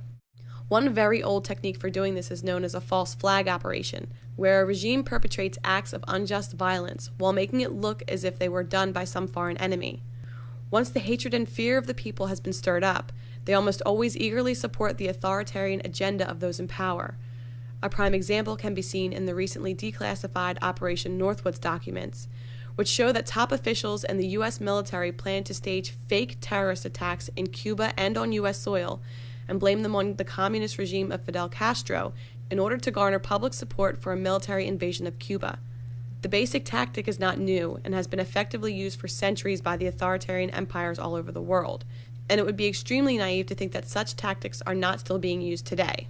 And there are many other methods governments can use to create a problem and then use that problem as an excuse to demand more money and power for itself in the name of fighting against the very problem it created in the first place. This can be done by engineering an economic collapse, by causing poverty to justify the creation of a welfare state, by creating black markets which lead to increased crime to justify a militarization of the police force, by fueling racial or religious conflicts, and so on. Whatever those in power can do to train the people to be scared of the idea of not having a powerful government around will almost always result in the people welcoming or even demanding violations of their own rights and liberties. Of course, there will always be conflict in the world, but government only exacerbates and enhances disputes and problems intentionally, because if the people are not afraid of some threat or danger, real or imagined, they would never have a reason to accept a master over them. Government power does not serve to solve problems. Problems serve as the excuse to create never-ending government power. How many problems can you think of that government has ever fixed?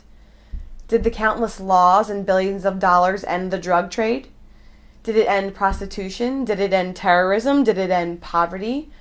When has there been any government program or department which achieved its goal, solved a problem, and was therefore disbanded and repealed? It is never in government's interest to solve problems or eliminate threats, because it is always the fear caused by problems and threats which trick the people into tolerating the existence of a ruling class. Another ploy used to convince people to support tyranny is for politicians to seek votes from one group of people by promising to tax or control some other group. Those who seek power intentionally create divisions between rich and poor, black and white, men and women, different religions and cultures, and so on, telling each group that if only they elect the right candidates, their priorities and values can be enacted into law and imposed upon the rest of society. Politicians are masters at exploiting the fact that few can resist the temptation to have their views and beliefs forced onto everyone else. On every possible disagreement or difference in opinion, politicians will offer to use the force of government to legalize one viewpoint and outlaw another. Some voters will cheer for a tax to help the poor, while others will cheer for a tax to fund a police force. The politicians propose one new program or agenda after another, each requiring more money and power for the ruling class and less freedom for the people. If someone thinks that he knows how things should be, some politician will always be there promising that if he is elected, he will make that vision a reality. As long as people view law and government as a legitimate way to control others, why wouldn't each person try to use the democratic process to force his neighbors to behave in certain ways and to fund certain things? Nearly everyone falls into this trap when it is called democracy, and painted not only as moral but noble, as participating in the process and doing one's civic duty. The end result of politics is never the perfect society, or even the people getting what they want. The end result is groups of people constantly being played against each other, each side of every dispute asking government to forcibly rob and control the other side, with the only real winners being the political class. Over and over again, the people have ended up enthusiastically advocating their own enslavement, simply because it is so tempting for each person to believe that the world would be what it should be if only authoritarian power was used to serve what he wants and what he believes in. As long as the battle is over whose ideas should be forced on everyone else, freedom and justice always suffer. If the other deceptions fail, the fallback argument of those who seek power is that someone has to be in charge, that there will always be someone at the top, and that the only real question is who it should be. When the people accept this lie and assume that government is just an unavoidable fact of life, they will always end up legitimizing a system of domination by petitioning and voting, instead of actually trying to achieve freedom or even knowing what real freedom would look like. Democracy often devolves from being a question of what people actually want and support to an argument over which political party is less corrupt and destructive than the others. As much as people may lament negative campaigning and mudslinging, it works, precisely because those who crave power really have no positive vision to offer, so their only recourse is to paint the other politicians as being even worse. Many people view their vote not as some empowering positive thing, but as an act of self-defense in an attempt to keep the even worse crook out of power. Whoever you last voted for, did you fully trust and support them, or did you just distrust them less than the other person? Distrusted less. Okay, definitely. Distrusted them less than the other person. I think I mostly trusted him, mostly. You mostly trusted him? Not all the way, but like by a large amount more than the other one. Distrusted them less than the other person. I guess distrust more than the other, but I think I mistrusted him less than the other person. I agree. I voted against somebody to vote for the one I voted for. Yes, okay. Not voted for him. I voted against the other person. I guess it was more like a lesser of two evils sort of deal for me.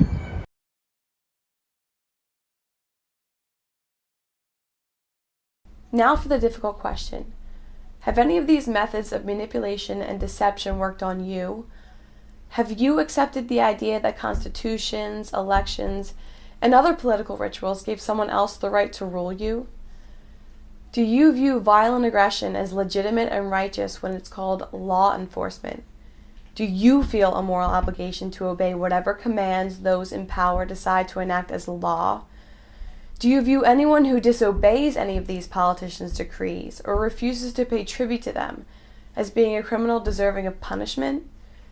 Have you ever willingly sacrificed and surrendered your freedom and the freedom of others based on some politician's promise that if you will only give him control, he will use his power to protect the people from some horrible danger?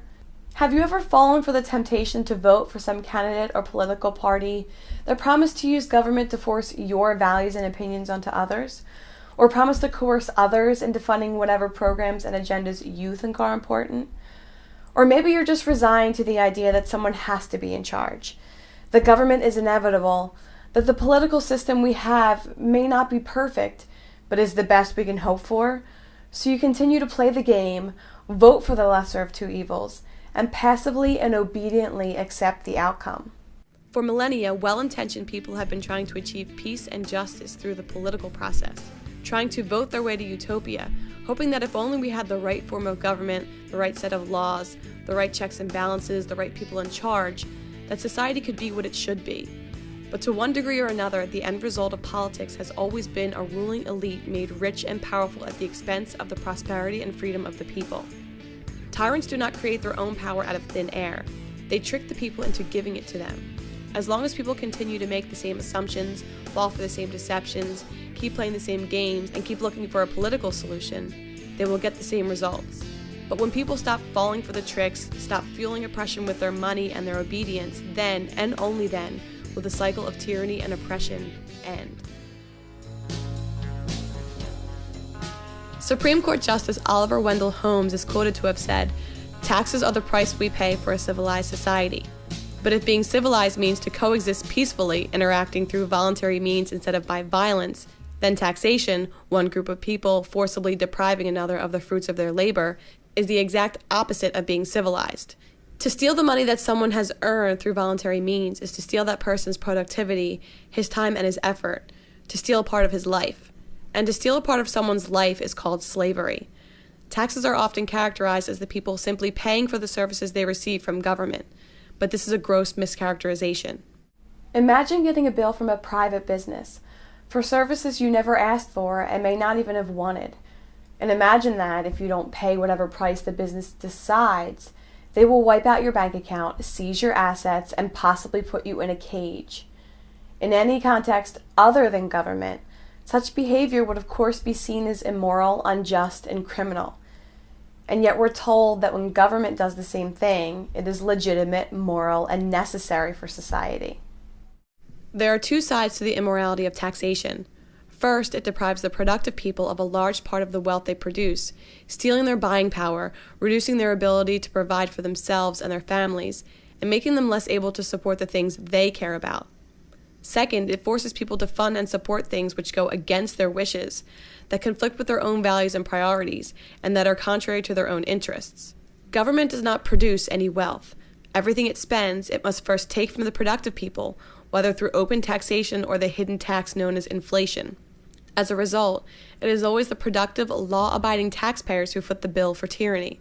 It was not Mao, Stalin, or Hitler who funded or manufactured the guns, tanks, and bombs that terrorized and murdered so many millions.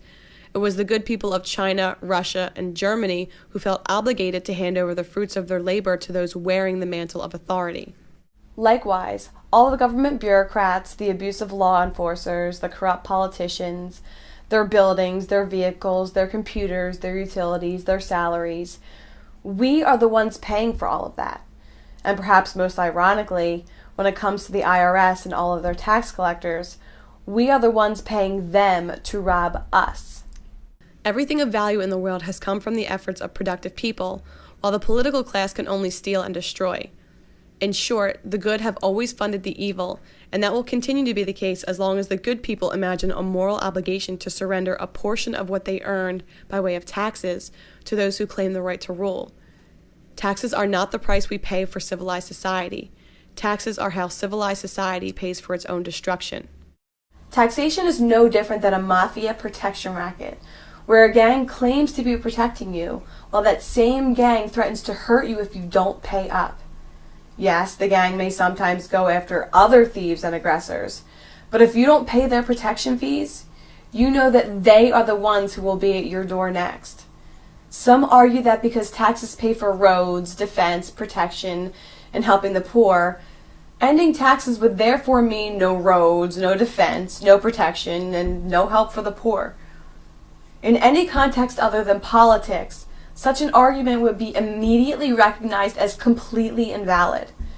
It would be akin to a common criminal stealing $100 from you, handing you a sandwich, and then arguing that you should thank him for having robbed you, because otherwise you would have starved.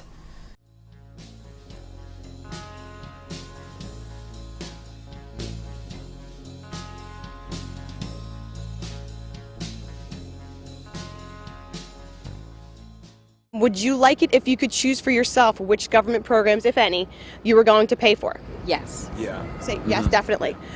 Oh, yeah, I would like that. Okay. Yeah. Okay. I think, idealistically, yes, but I don't think, again, it's a matter of things actually working. Sure. And that you can't pick and choose. Okay. Absolutely. Yes. If any. Yeah. Absolutely. Okay. I'd like to know where my money is going. Absolutely. If they're taking my money and using it for programs, I would like to know exactly where my money's going. No, that's not how it works. Just because I don't agree with something doesn't mean it shouldn't be covered or paid for. This is how this country runs. If we don't like the process, then we have to change the process. But the way it is now, that's how it is. Politicians constantly raise tax rates and impose new taxes against the wishes of the people, and constantly spend the confiscated wealth on things a lot of people don't want, such as corporate bailouts, a massive welfare state, and perpetual warmongering. If the money was only used for services people wanted to purchase, and things people thought were good for society, there would be no need for an IRS. No need for those in power to back up their demands with the threat of fining or prosecuting anyone who doesn't pay up. They may pretend to be serving and representing you, but the politician's true attitude is obvious. They don't care what you want, and they believe that they have more of a right to decide how your money is spent than you do. Those in power and in the mainstream media speak of taxation as the way people pay their fair share of the costs of society. The bizarre implication is that if money first passes through the hands of politicians and bureaucrats, it's good for the country and society, but if it doesn't, it's not. This implies that the people being forced to fund Ponzi schemes, government waste and corruption, and programs and agendas many people don't even approve of, somehow serves the common good, but that the people voluntarily donating, spending, or investing their own money on what they think is important is somehow selfish and destructive to society. Most of the victims of the government extortion racket have fallen for this rhetoric, and as a result, believe it's necessary, legitimate, and good for a ruling class to forcibly extort all of the productive people. If you try to avoid paying tribute to the politicians, your so-called fair share of taxes, if you try to prevent yourself from being robbed to fund things you oppose, your neighbors would likely view you as the criminal, and view those who would attack you as noble law enforcers. It would be like someone getting his car stolen, and instead of being angry at the thief, being angry at his neighbors who didn't get their car stolen. By portraying mass robbery as the people paying their fair share of the costs of society, thieves who have legalized their thievery can convince their victims to be proud of having been robbed, and to resent anyone who wasn't robbed. This is just one more example of how politicians use the tactic of divide and conquer to keep the people at war with each other, so they don't identify the real root of the problem, which is those who seek to rule over others. There is a simple question which demonstrates whether someone has fallen for this trick or not. Would you take this deal? You never have to pay any kind of tax, income tax, property tax, sales tax, etc., but you're not allowed to vote for anyone else to be taxed either. I think that would. I mean, if it's like in the like a very general sense, then yeah, I would agree to that. Yeah. Yep. Sure would. I don't think we should be taxed. No. I agree. Okay. Absolutely. Absolutely not. Okay. So you would not take that deal? No. Yeah. Yeah. Yeah. That's okay. There is nothing greedy or immoral about wanting to decide where your money goes, nor is there anything noble or virtuous about handing your earnings over to politicians. In fact, refusing to fund immoral and destructive agendas is righteous and justified, and does serve humanity and society as a whole, even if the thieves portray such actions as criminal. In contrast, it has always been the obedient, law-abiding taxpayers who have funded every government oppression in history, and that is nothing to be proud of.